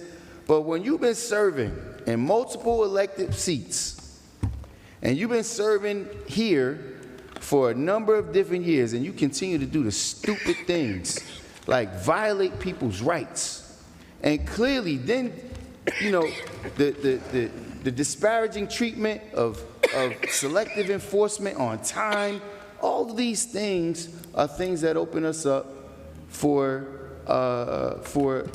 litigation. So, to the former councilman of the 3rd Ward, I appreciate, the consistency of coming to the podium to give some educational lessons. Our current council president, as you see him sitting here every single night, disrespecting people and violating people's First Amendment rights, with the clear delusional impression that he has some kind of overriding authority. When a point of order is called, I just want to make this clear again for the 1,000th time. When a point of order is called, it is your job as the council president to answer to the point of order, not to give your opinion, which we know is incorrect. It's been incorrect thousands of times over. It's not to weigh in on it or take a side. It is to give a judgment call on the point of order. And if you lack the ability to understand that, then please rely on the people that we do have here to render a decision. We cannot just continue to mistreat people because we don't like them or because they don't have anything to say good about me. Mr. Durham has decided he's going to come to the podium and have something negative to say about me all the time. Listen, you are more than welcome to do so. I'm not going to sit here and take it personal. I'm not going to try to interrupt him. I'm not going to try to point out something that he's doing incorrectly. I'm not going to violate the man's First Amendment right. As the council president, the person that's been sticking your neck out for the job, you should at least understand the decorum and the level of respect that should be given to the members of the public. Because what we continuously see is a blatant disrespect and disregard. I clearly was defending and working on behalf of the public. You have various council members upset, trying to say, we can't do that. Don't even understand the parameters of the law of procurement. We got to go right out the bid. It's clear, it's in the current laws that they've been violating the laws. And you didn't see one person on the dais get upset and say, wait a minute, they violated the laws. We got to go back and make sure that our constituency is represented correctly. You've seen members of this council blatantly trying to defend a vendor who's making money in this community. Anyway, I digress, but I have to make sure I point these things out. Madam Clerk, my vote is yes. Thank you, Councilwoman Mims. Thank you, Madam Clerk. And so, Mr. B.A., after we close public portion, I'm just going to take a point of privilege to Council President to ask if you will openly communicate the new process. I know I've asked many times in regards to putting a process in place when the public comes to speak at the microphone. And if you can speak to that new process, I'm not sure when it will start, but if you can speak to that process of ensuring the public when they come into this chamber and they have questions and or concerns that really, I'm talking about questions and concerns, not slander or attacks, but things that really deserve a response, that you will have something in place. I requested that someone be on the ledger. You stated that there was a process. So after we're finished, I'm just going to take a point of privilege, Council President, if we could just let Mr. B.A. speak to that new process and when that will take effect. To the public, as I do every week, I want to say thank you for coming publicly and watching the meetings. So on tonight, there's been many things that go on, many things that have occurred, many things that have happened. And I know the council, the residents come in, they have issues and concerns, and I pray that those things get resolved. But the thing that really has to be addressed, Council President, people can come and they do have First Amendment rights, they do. But respect is given, not earned. It's earned, not given. And when you're coming to the microphone and you're calling people scumbags and all that, then you're not looking for assistance. You're coming for personal attacks. When you purposely go downstairs and take pictures of all vehicles outside when you know clearly there is no bus running after a certain hour, there's no buses running, and you know that it's been a rule that we park there outside the door, maybe you're not aware, but now you will be, that we park right outside the door, and it happens, not just the council, there's many other cars. For you to come to try to take a jab and list people's license plates publicly, but disregard your own license plate when you are legally parked in a handicap spot. But that's not being addressed. So we have to be careful on putting things out and saying that council members are illegally parked, which we're not, when you are illegally parked. And we have to be careful of doing that, because when you're saying something at the mic, people are on social media trying to defend your point, which is totally wrong and is oblivious. And then you do it intentionally because you make sure all council members park there. They may not be parked there tonight, but every council member has parked by that door.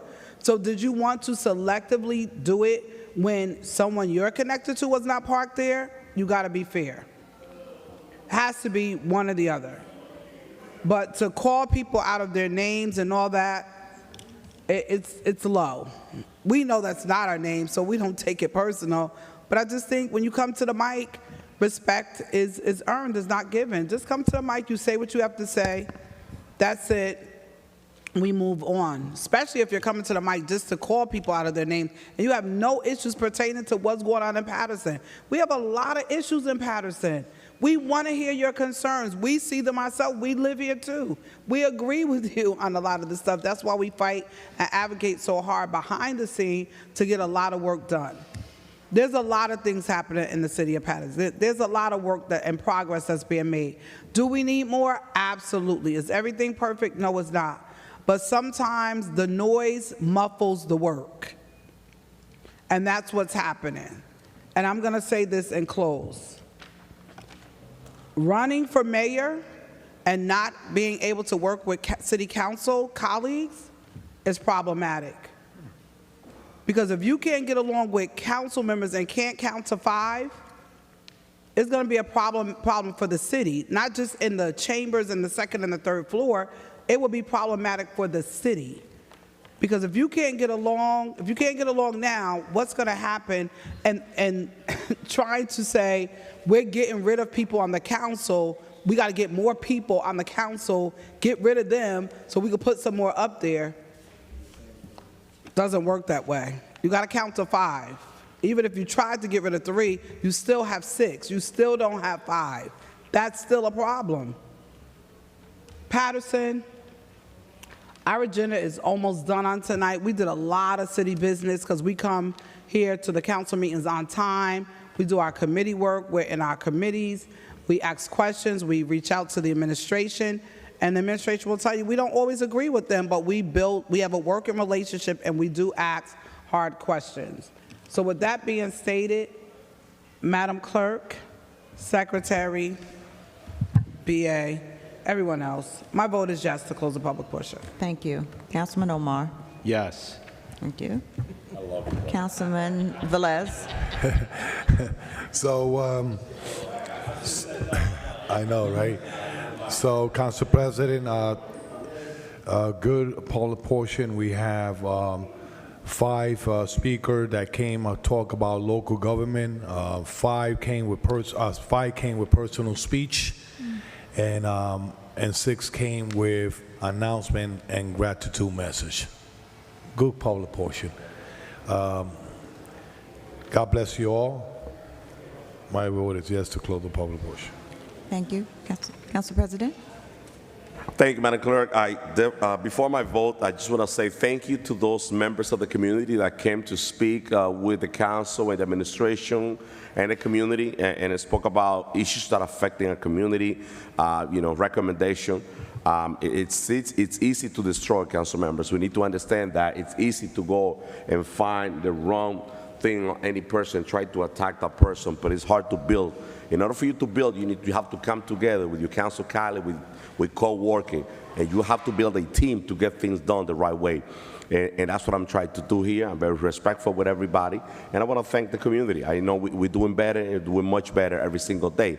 We almost conclude our agenda, but there was a few speakers that came to talk about the lack of enforcement in the city. Mr. VA, we're facing a serious problem. This is the beginning of the summer, and as you hear, we cannot even have our meeting because of the bike, the motorcycle everywhere. It's just out of control. and this is just the beginning of the summer. Something has to be done. We have to start enforcing the law that we have in the book. People throwing garbage. Thanks to the resident on East 33rd that sent me the picture. We recently cleaned 20th Avenue and East 33rd. More garbage was dumping there, furniture, because the ball pickup, it's a problem. It's been a problem. A lot of people, they're still not calling because they don't know how to do it. They don't know the process. And we've been making recommendations on multiple occasions to change that and give the community one specific day for them to put, the bulk outside. Give them a schedule. So a lot of seniors, they don't know how to call, they don't know how to navigate through the cell phone, download the app, and go through the whole process, to throw a furniture out. That need to be changed. People with the property, filthy. We have inspector. Let's enforce the law. The city is filthy. Downtown is filthy. Business owner, they should clean in front of their establishment. They should keep the front of their business clean. You should keep your property clean. And we need to enforce those laws that we have in the book. And I'm always say that if we enforce the law that we have in the book, we will not have to go to the taxpayer pockets in every fiscal year. We got to do better. We definitely have to do better. Madam Clerk, to our third ward resident, I will keep you informed about East 34 and East 35th to be redone. They haven't started the project, but I do my video to make sure that you move your car before they start working. My vote is yes, Madam Clerk. Thank you, Councilman. The votes are 7 in favor, 2 absent. The public portion is hereby closed. Thank you, Madam Clerk. Madam Clerk, can we do a second reading, item number 1 and number 2? Point of order, Council President. Councilman Jackson. Point of order. So before we move forward, and I know that the BA has not officially announced, he did speak to me with regard to, and I know Councilwoman was asking for him to speak, but I just want to make things clear. The process in which the chamber is handled is solely, strictly up to the discretion of the council. The administration does not have the capacity, the ability to dictate the process in which the residents are handled and or treated within this council chambers. This is the council chambers. This chambers is set forward so the council can address the concerns of the residents by way through the administration and through the administration's representatives. Like, for example, someone had a question on the budget and the CFO is not here. According to our bylaws, those 3 seats are supposed to be filled at all times. They're supposed to be filled by representatives of the prospective offices. So that needs to be addressed. The point of order needs to be answered to. And if the BA cares to answer to Councilwoman Mims's concerns or her request, I'm interested in hearing it. But again, these are the council chambers, not the administration chambers, not the BA chambers, not the clerk's chambers. These are the council chambers. Practices and policies that are handled here are dictated and outlined by the policies that council outlines and lays out. Council President. Sure. So just quickly, because I know Councilwoman Mims. Mr. BA wants to speak. So my request is this. When the public comes to the microphone and they have issues, I want your issues answered. I have not seen that happening, and now there will be a process in place, and I'm really happy about it. I've been asking for a long time, and I ask that the answers be placed there. Our secretaries do an amazing job of watching the meetings and sending out the information, but I just want a process in place so when the residents come, they will know, 1, whether they get called, 2, when they come back the following week on that ledger, or whatever this new process is, they know that they're not just coming in vain, that the administration is hearing their concerns. So that's my request. And Council President, if you will let Mr. BA speak, he came to me and said he has an answer to that request. Thank you, Councilwoman Mims. I will open the mic to Mr. VA, but also Mr. VA, our CFO. I see this in the past few meetings. He leave the chamber. He need to be here from the beginning to the meeting to the end. Make sure we correct that problem. Thank you, Council President. I will address that with the CFO. There was a process in place prior to me coming in where essentially the clerk's office, with the help of the council secretaries, would put together a memo and then provide it to administration. At the very beginning of me coming in, there was a little bit lost in translation throughout that process. It took a little bit for me to get technology up here. So what I've been doing is I've been taking my notes throughout the meeting, making sure that I'm catching everything that you are asking and what the residents are asking for. What I would like the process to be, and again, this is 100% what you guys would like it to be. If you don't like what I'm presenting, we can obviously amend it. I would meet with the clerk's office the next day to make sure that I've touched on everything that the residents have asked or you've asked, so I make sure that I have a compiled list. From that point, I will start immediately with my office working with all the other departments to ensure that we're getting answers to the residents. From that point, I know it's been asked to have this either on the website or posted in the meeting, how the answers have been provided. A simple solution to that could be that I either can present at the next meeting what things have gone in an administrative report, or I can simply provide that report to the clerk's office and it can be included in the minutes when the agendas are posted on the website so that the public has access to the answers. Okay. Thank you, Mr. Bier. Thank you. Council members, so let's do item 1 and 2 together on second reading. That's ordinance repealing establishment of handicap parking space. Madam Clerk, item 1 and 2 combined. Item number 1 is a ordinance repealing establishment of handicap parking spaces on county roads.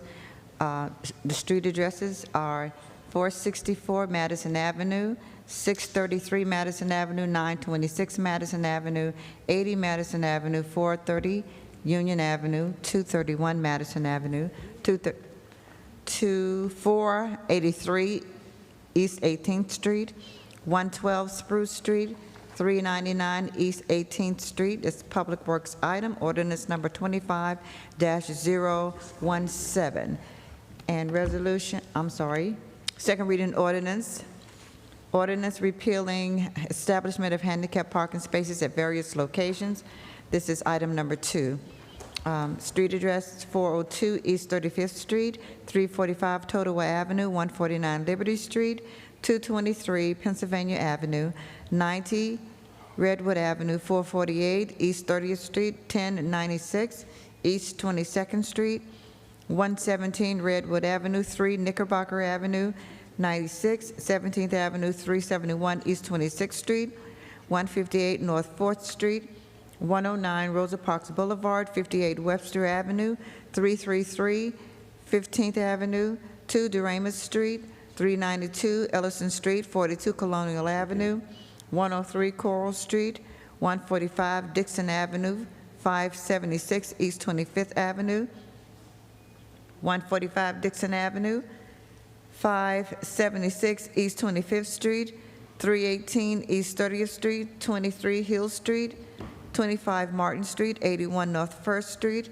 112 Spruce Street, 430 Union Avenue, 178 Walnut Street, 6 Christina Place, 72 Arch Street, 5 East 16th Street, 117 East 26th Street, 68 Knickerbocker Avenue, 146 North 5th, 34 Ryerson Avenue, 68 Trenton Avenue, 48 Webster Avenue, 921 24th Street, 1093 East 22nd Street, 239 17th Avenue, 29 Goshen Street, 190 North 1st Street, 62 Albion Avenue, 432 11th Avenue, 55 13th Avenue, 86 Butler Street, 222 East 22nd Street, 407 East 29th Street, 492 East 29th Street, 222 East 30th Street, 315 Fair Street, 53 Gould Avenue,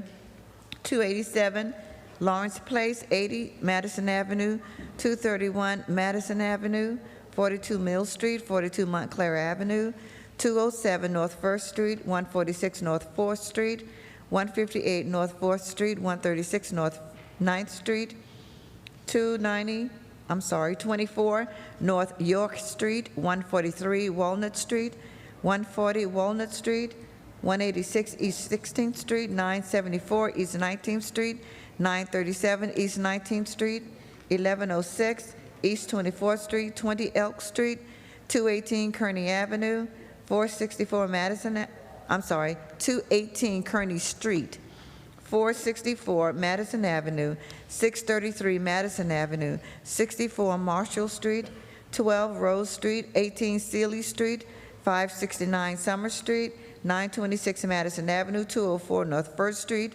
227 Mill Street, 864 East 24th Street, 10 Cortlandt Street, Public Works, ordinance number 25-018. So moved.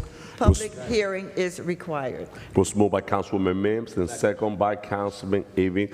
Public hearing is now open Seeing for none, item move to number 1 and close. 2. Seeing no, move to close by Councilwoman Mims, second by Councilman Evie. A roll call, Madam Clerk, to close the public hearing on item 1 and 2. Roll call on items number 1 and 2 for second reading. Councilman Jackson. Yes. Councilwoman Mims. Yes. Councilman Omar. Yes. Councilman Velez. If you notice a lot of handicaps out there that need to be removed, call DPW because that will be a free space for other residents to take that parking. They are repealing handicaps. It sounds good. My vote is yes. Thank you, Council President. Thank you, Madam Clerk. Absolutely. So we're repealing those handicap, and that will be the return those spots to the general public. So if you see anybody abusing of that privilege, make sure you call Public Works. My vote is yes, Madam Clerk. Thank you. The votes are 5 in favor, 4 absent. Second reading ordinance numbers 1 and 2 are hereby adopted. So now let's do item 3 and 4. No, Council President, okay. that was to close the I'm public sorry. hearing. Now we got to do Roll call, Madam to Clerk, on vote. item 1 and 2. I'm sorry. That's right. Roll call to close the public hearing. Councilwoman. Vote on 1 and 2. We're voting on 1 and 2. We closed the public portion, public hearing. Roll call to vote on items number 1 and 2 for adoption. Councilman Jackson. Yes. Councilwoman Mims. Yes. Councilman Omar. Yes. Councilman Velez. Yes. Yes, thank you. And Council President. My vote is yes, Madam Clerk. Thank you. Already done. Okay. Thank you. Thank you. The votes are 5 in favor, 4 absent. Ordinance numbers 1 and 2 are hereby adopted. Council Thank you. President. Councilwoman Mims. So just to put on the record, and this will really help Madam Clerk, so I might get a cookie for this. So when we're doing the establishment or the repealing of the handicaps, as long as you read it by title and the resolution number, you do not necessarily have to read all of the addresses. So I couldn't stop the first 2, but definitely on the 3rd and the 4th, that we could just read the title and the resolution. Those addresses are listed, and then we can vote accordingly. Thank you, Council President. Council President. Councilman Velez. I believe they have to read it on public because they have to be noticed on the record that we repealing it. Council President. Just a minute, Corporation Counsel. You do Can you not. assist us in this matter? So do we need to read each address into the record, or we just could read the title of the legislation? Corporation Counsel has the floor. Just a minute. Thank you, Council President.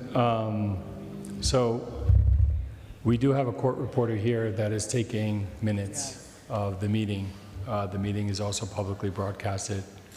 On the other hand, the ordinance has been provided, the agenda has been provided, and the ordinance number references the individual addresses. And so I think this is something within the discretion of the clerk's office and how they choose to present and maintain the record. Okay, Madam Clerk, so I believe that if there's no need, which is it's being already publicized, it's in the body of the resolution of the legislation, I don't think that we need to go over. So since we have handicap, removing handicap and adding different addresses in every meeting, so now also we will read only the title only. It will make your job easy. Thank you. All right. So item 3 and 4 combined, Madam Clerk. So with both items, we adding handicap parking spot in a different location. So she don't have to read it, all of that? No. I don't, I have a question, legal one, right? As you say, those handicap was repealed, though it was removed by arbitrator. They went there, they noticed that they no longer live there. okay, or they have to be removed because they didn't renew the application. Now, legally me talking, right? So if Madam Clerk read only the title and it not record the address and the name, that person could come back and say, listen, what's the proof that my handicap was repealed? It was mentioned publicly, and she have the recorder up there will type it, because it will be legal. That it was announced, your plate was announced on public and all that stuff, just to be in the safe part. That's how I see it, though. Somebody could come and say when it was repealed, and then they had to come, you know. It's documented, but repeat. It's like establishing it too, you know. I see that part like, I don't know. I don't want them to come after us. Let's move with 3 and 4. I know I understand Councilor Velez's point also as well.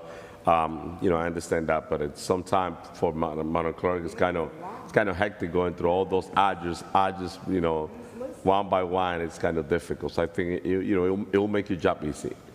So I was instructed that I do have to read them all, but you know. Because that's been the way of doing it for years. Yeah. For decades. I mean, it's been under the record. If I feel comfortable, Madam Clerk, I feel comfortable adding those addresses into the record. Me too. Personally, myself. Yeah, I would be comfortable too. I feel comfortable adding, especially here in Paterson. And I'm going to say this, Madam Clerk, now that we're speaking, and those are the last two items that we have on the agenda. I need to know, Mr. VA, if you could talk to, I need to know the cost, how much it costs to the city, the installation of a handicap in terms of the material, manpower, and all that, because we're spending a lot of money adding handicapping. Well, they're paying $75 for the sign, but if you're going to compare the manpower and the time, you know, it definitely. We need to have that conversation at the polling What we need is like legal. Now we're talking about that. What we need legal is have to sit down and really make sure that those handicap are real handicaps. Yeah, you know, because correct. it's getting all over. Correct. So, Madam Clerk, let's do 3 or 4. Let's just continue reading. Okay. You want to do them together? All of them. No. Let's do 3 and 4 combined. Okay. You don't want me to read all of the addresses? You can read into the record. Read them? Yes. Okay. We're the only town in the county that reads. And I'm going to say this, Madam Clerk, before you continue. A lot of our seniors, sometimes they don't stay on top of that, but they watch the city council meeting. Once they see the address that is being mentioned, like so and so and so and so, they will take action. And before we remove it, they will come back and make the payment. So just because of that, to help our community, our senior citizens, and residents in general, once they log into the city council meeting, whether it's a YouTube or Channel 77, they will find out that we've removed your handicap because you never make the payment to renewal. 3 and 4 combined, Madam Clerk. Right. Ordinance number 3 is an ordinance establishing handicap parking spaces at various locations on county roads. Public hearing is required. The streets are 237 Grand Street North Side, 386 Getty Avenue West Side, 339 Total Avenue West Side, 50 Lafayette Street South Side, 94 Heldon Avenue East Side, 485 Union Avenue East Side, 97 Rosa Parks Boulevard South Side. Okay. 225 Madison Avenue. 225 Madison Avenue East Side, 239 Preakness Avenue West Side, 177 Preakness Avenue West Side, 254 Preakness Avenue East Side, 189 Preakness Avenue West Side, 102 Preakness Avenue East Side, 1084 Main Street West Side, 756 East 18th Street West Side, 861 Madison Avenue East Side, 478 Madison Avenue North Side. Public hearing is now open for item 3 and 4. Members of the public that wish to speak on this matter. See no, move to close. Wait, did you get a motion and a second for the items? Yes, move and second. You got to move it. It was moved. Move to by close the Council. public portion. It was moved by Councilor Velez, second by Councilman Evie. Public portion is now open. Members of the public that wish to speak on this matter. Seeing no, move to close. Seeing two offers, move to close. Moved by Councilman Velez, second by Councilman Evie. Roll call, Madam Clerk, to close the public hearing on item 3 and 4. Roll call to close the public hearing on item number 3. Councilwoman Cotton. Yes. Councilwoman Mims. Yes. Councilman Omar. Yes. Yes. Councilman Velez and Council President. Council President? Yes. Thank you. Roll call, Madam Clerk. Votes are 5 in favor. 4 absent. Public hearing is closed. Thank you, Madam Clerk. A roll call on item 3 and 4. Roll call on item number 3. Councilwoman Cotton for adoption. Councilwoman Mims. Yes, Madam Clerk. Thank you. Councilman Omar. Yes. Thank you. Yes. Councilman Velez. Councilman Mendez. My vote is yes, Madam Clerk. Thank you. The votes are 5 in favor, 4 absent. Item number 3 is hereby adopted. No, we closed the public hearing. Now we're voting on 3 and 4. We just did. Huh? We vote. We closed the public hearing and then we voted. That was a vote. Yes. All right, thank you, Madam Clerk. Councilmember, Okay, council members, so we conclude our agenda successfully. It's 10:45. May I have a motion to close this regular meeting? I'm sorry, Council President, I didn't read into the record item okay. number 4. I'm sorry. I just did number 3. Oh, okay. Yeah. No, you did number 3? I didn't read it into the record. I just did 3. Sorry. Let's do number 4, no problem. all right. Item number 4 is an ordinance establishing handicap parking spaces at various locations on city roads. Okay, public hearing is required.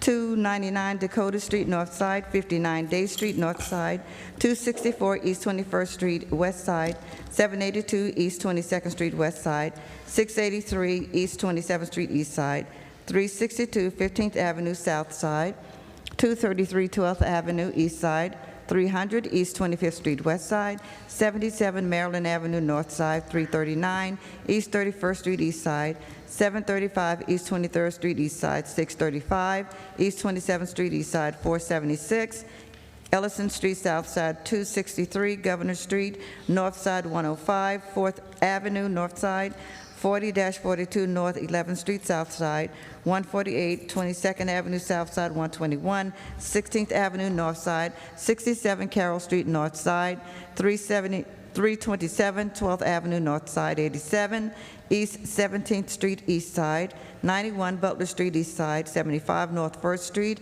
North Side, 636 East 25th Street, West Side, 177 Butler Street, East Side, 241 Spring Street, East Side, 153 Beach Street, East Side, 400 East 26th Street, West Side, 284 17th Avenue, South Side, 9-11 Martin Street, East Side, 61 Sassafras Street, North Side, 771 East 26th Street, East Side, 1093 East 24th Street, East Side, 652 East 28th Street, West Side, 461 Ellison Street, North Side, 230 Wayne Avenue, East Side, 65 Wayne Avenue, West Side, 207 Kearney Street, West Side, 85 Maple Street, North Side, 207 Marion Street, West Side, 195 Jasper Street, West Side, 96 North 6th Street, South Side, and 291 Fair Street, North Side. Public Works. Item number, 1 second, please. May I have a motion? So moved. Moved by Councilwoman Mims, second by Council President. Public hearing is now open for item number 4. Members of the public that wish to speak on this matter. Seeing no, move to close. May I have a move by Councilwoman Mims, Second. second by Councilwoman Cotton. Roll call, Madam Clerk, to close the public hearing. Roll call to close the public hearing. Councilwoman Cotton. Yes. Councilwoman Mims. Yes. Yes. Councilman Omar. Councilman Velez. Yes. Council President. Yes. Thank you. Votes are 5 in favor, 4 absent. The Thank you, public Madam hearing Clerk. is closed on this item. Roll call on item number 4, Madam Clerk. Roll call on item number 4 for adoption. Councilwoman Cotton. Councilwoman Mims. Yes. Pass? No, yes. Oh, yes, I'm sorry. You say pass? Councilman Velez, Omar, I'm sorry. Item number 4. Okay. Councilman Velez. I love my son. He's next to me. I love him. He's my nephew now. Your nephew? Yeah, your nephew, my son. My vote is yes. Thank you. Council President. My vote is yes, Madam Clerk. Thank you, Council President. It's 5 in favor, 4 absent. No, it's in the record. Item number 4 is hereby adopted. May I have a motion to close? Move to close. Move to close by Councilor Velez and second by Councilman Ibrahim at 10:49. Roll call, Madam Clerk, to close this meeting. Where you going? Tomorrow. Councilwoman Cotton. Thank you, Madam Clerk. I just want to say that this coming weekend, we're having our African Heritage Parade starting at 10 o'clock in front of Masonic Temple on Broadway 224. Please come out. Also, our Councilwoman at Large, Dr. Lalisa Mim, is the Madam Grand Marshal. Madam Grand Marshal in the parade. And so please come out. Councilwoman Vera Ames is in charge of the floats, and I know that she has plenty of floats out there for us to enjoy, so please come out for the parade. Once we leave the parade, we go up to the park with the Juneteenth celebration with Rodney Addison and his committee that put it all together. So please, community, please come out and support our African Heritage Parade and also our Juneteenth celebration. If you're in the city tomorrow, we'll raise a flag in front of City Hall at 11 o'clock for the Juneteenth celebration. And also on Thursday, on Juneteenth the 19th, we will be raising the Juneteenth flag at Eastside Park, along with the Juneteenth committee. And that would be at 6 o'clock to 7:30. On Thursday. Tomorrow at Eastside Park. So please come out, come out, come out. Also, I would like to say, give a big shout out, congratulations to our senator on winning the primaries, Senator Benji Wimberly, our elected person who's going to go on in November to win, Assemblyman to be elected in November, Kenyatta Stewart.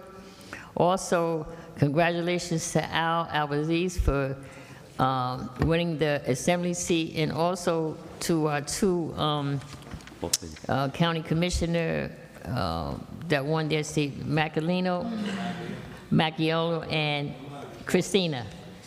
And also want to say congratulations to Mickey Sherrill for winning the nomination for the Democratic Party for the governor's office. So we still got November to get through this. There's a lot of work that got to get done, so please, we all must get on board to make sure. Also, I want to say to Madam Clerk and Secretary Dietrich, I appreciate you ladies. I appreciate you ladies. You know, what I've learned in life is learn how to say I appreciate you. And when people can say that, I appreciate everything you do, and for all those that do help me, and all those that I can help. But to my council colleague, Councilman Velez, Omar, Councilman Omar, my councilman at large, Dr. Lisa Mims, my council president, Mendez.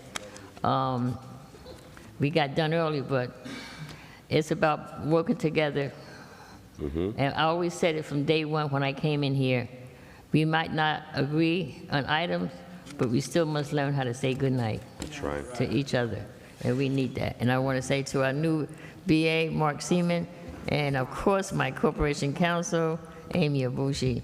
I appreciate everything you guys do for our city. I appreciate everyone out there, my police officer, Lamanda. Hey, thank you for everything you do. Nobody even know that you be up there, but I know, we know you're up there. To my officers here tonight, thank you, police officers, thank you. We appreciate you for everything.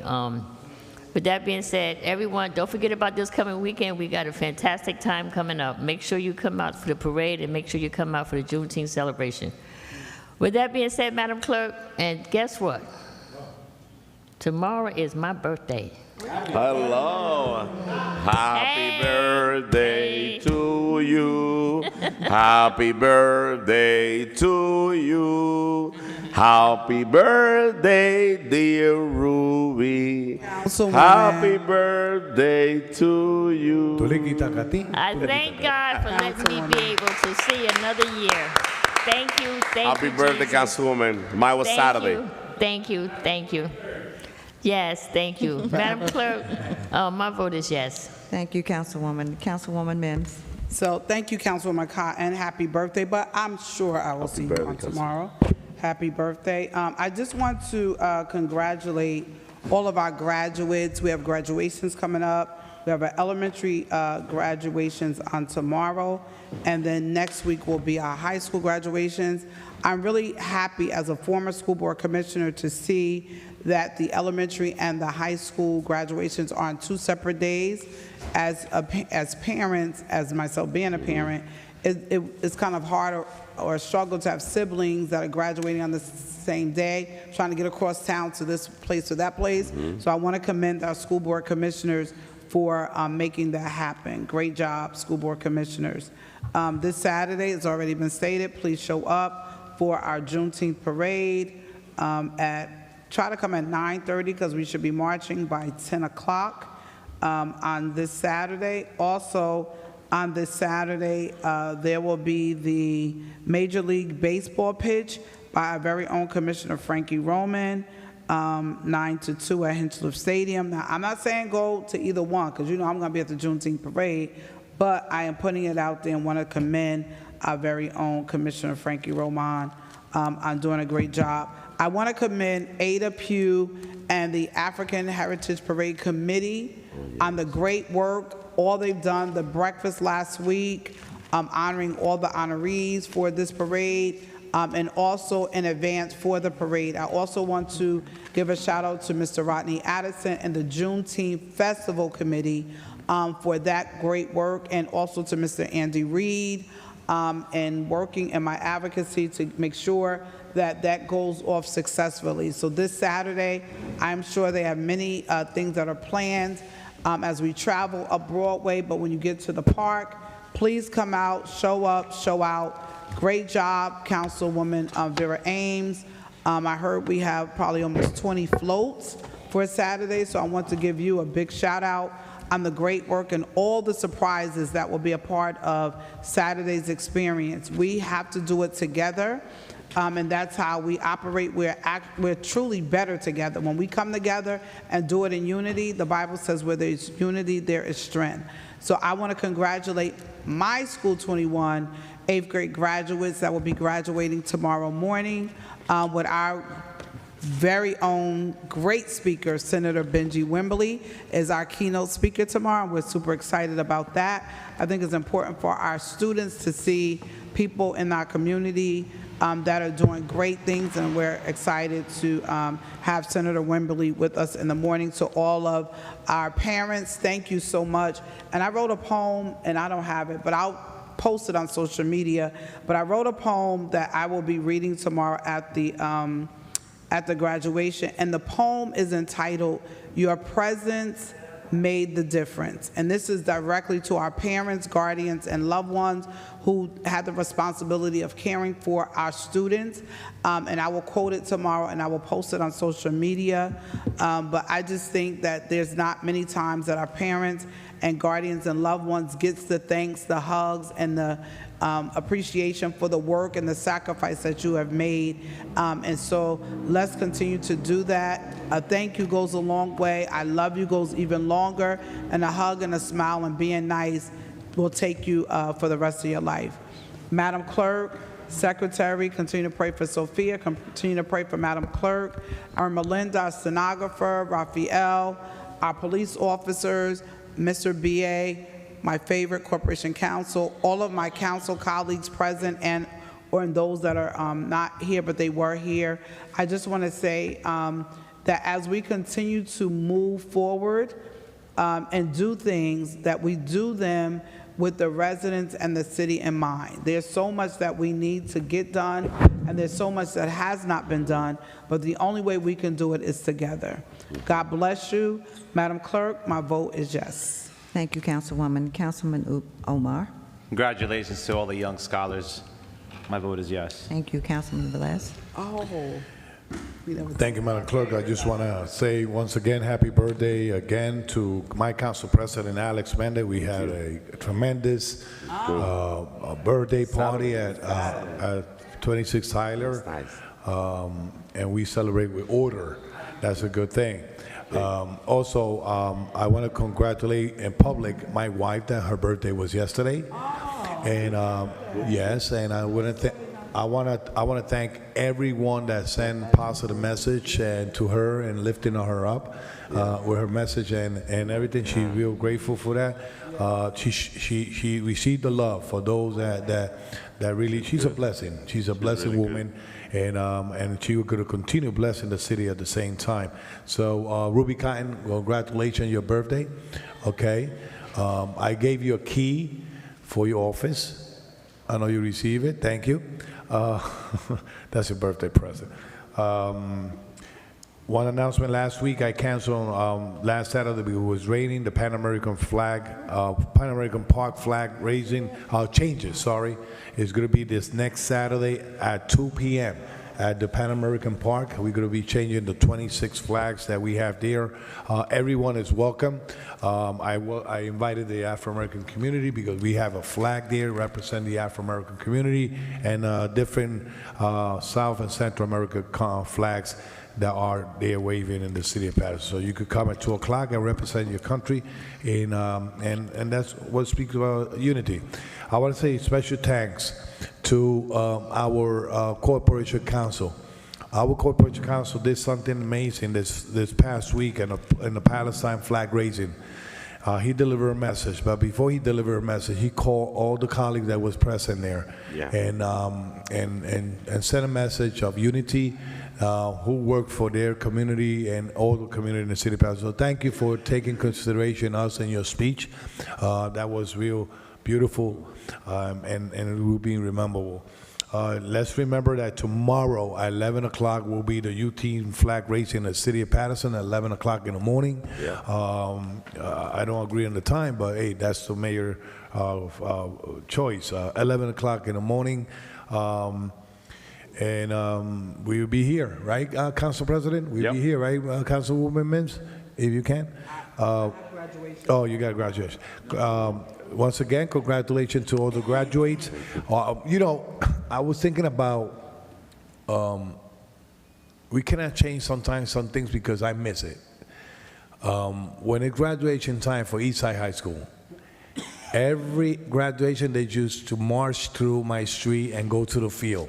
Yeah. And I know that a lot of parents that have their kids in Eastside High School are from the 5th Ward, you know, and you know, that tradition, I miss it, and it's closer than the Hickler Stadium. Yeah. You know, so this is a message to the Board of Education. Just consider that Eastside High School, they have a field, and the graduations are beautiful when they do it there, especially when they march to my street in 5th Ward.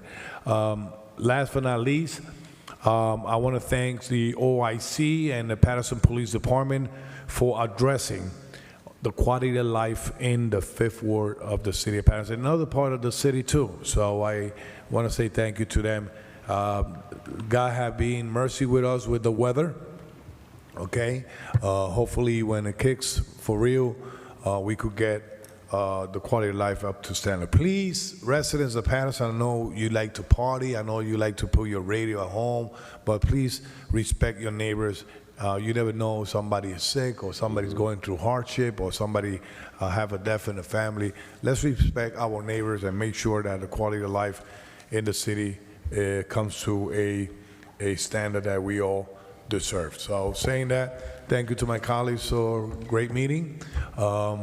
Mr. BA, I will reschedule the meeting, please. I was feeling a little bit under the weather this morning, but we will have that conversation.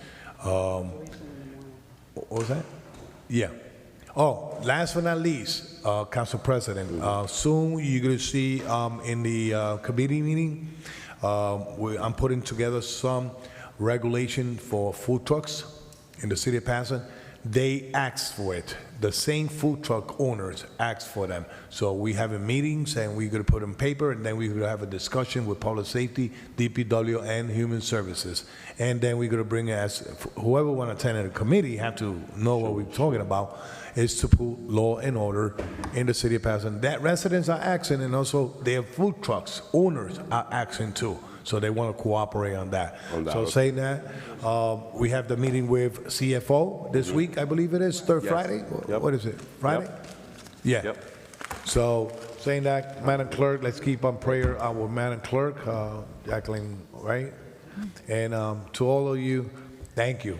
Thank you for taking care of our constitution when we're not in the office. Saying that, my vote is yes to close the meeting tonight. And Rafael, thank you. Thank you, Councilman. Councilman Jackson. Thank you, Madam Clerk. Well, are we closing the We're meeting? closing the meeting. Yeah, thank you. First, Mr. BA, I appreciate the effort and everything that you're attempting to do, so I look forward to seeing the concerns of the community answered, so I'm hoping to work with you with that, and I will let me know, and your secretary did reach out to me regarding a meeting time. We can make sure we put that together. I'm gonna do something that I don't normally do. I don't normally spotlight my children on this platform. Both of my daughters were inducted into the National Honor Society the other day, along with quite a few people at the Paterson Charter. Nice. So, and my son, who was also inducted when he was here in Paterson, the National Honor Society, is now transferring from Youngstown in Ohio to Morehouse. So he'll be playing Division I football in Morehouse in pursuit of he's pre-med, so, and Morehouse has a phenomenal academic program as well. And big shout out to all of the students and even Ms. Rodriguez, who unfortunately lost her son, but who was acknowledged and recognized, who was scheduled to graduate this year, because that's, it's tragic to see, countless individuals that are losing their lives in the city. But I really want to send a special big shout out to the winning team, who's been extremely consistent. Ms. Val Freeman, who went against the grain, ran against the all of the party cohorts, and obviously myself, who went against the party, the council, the mayor, everybody with $500,000 budget against the smallest amount of change.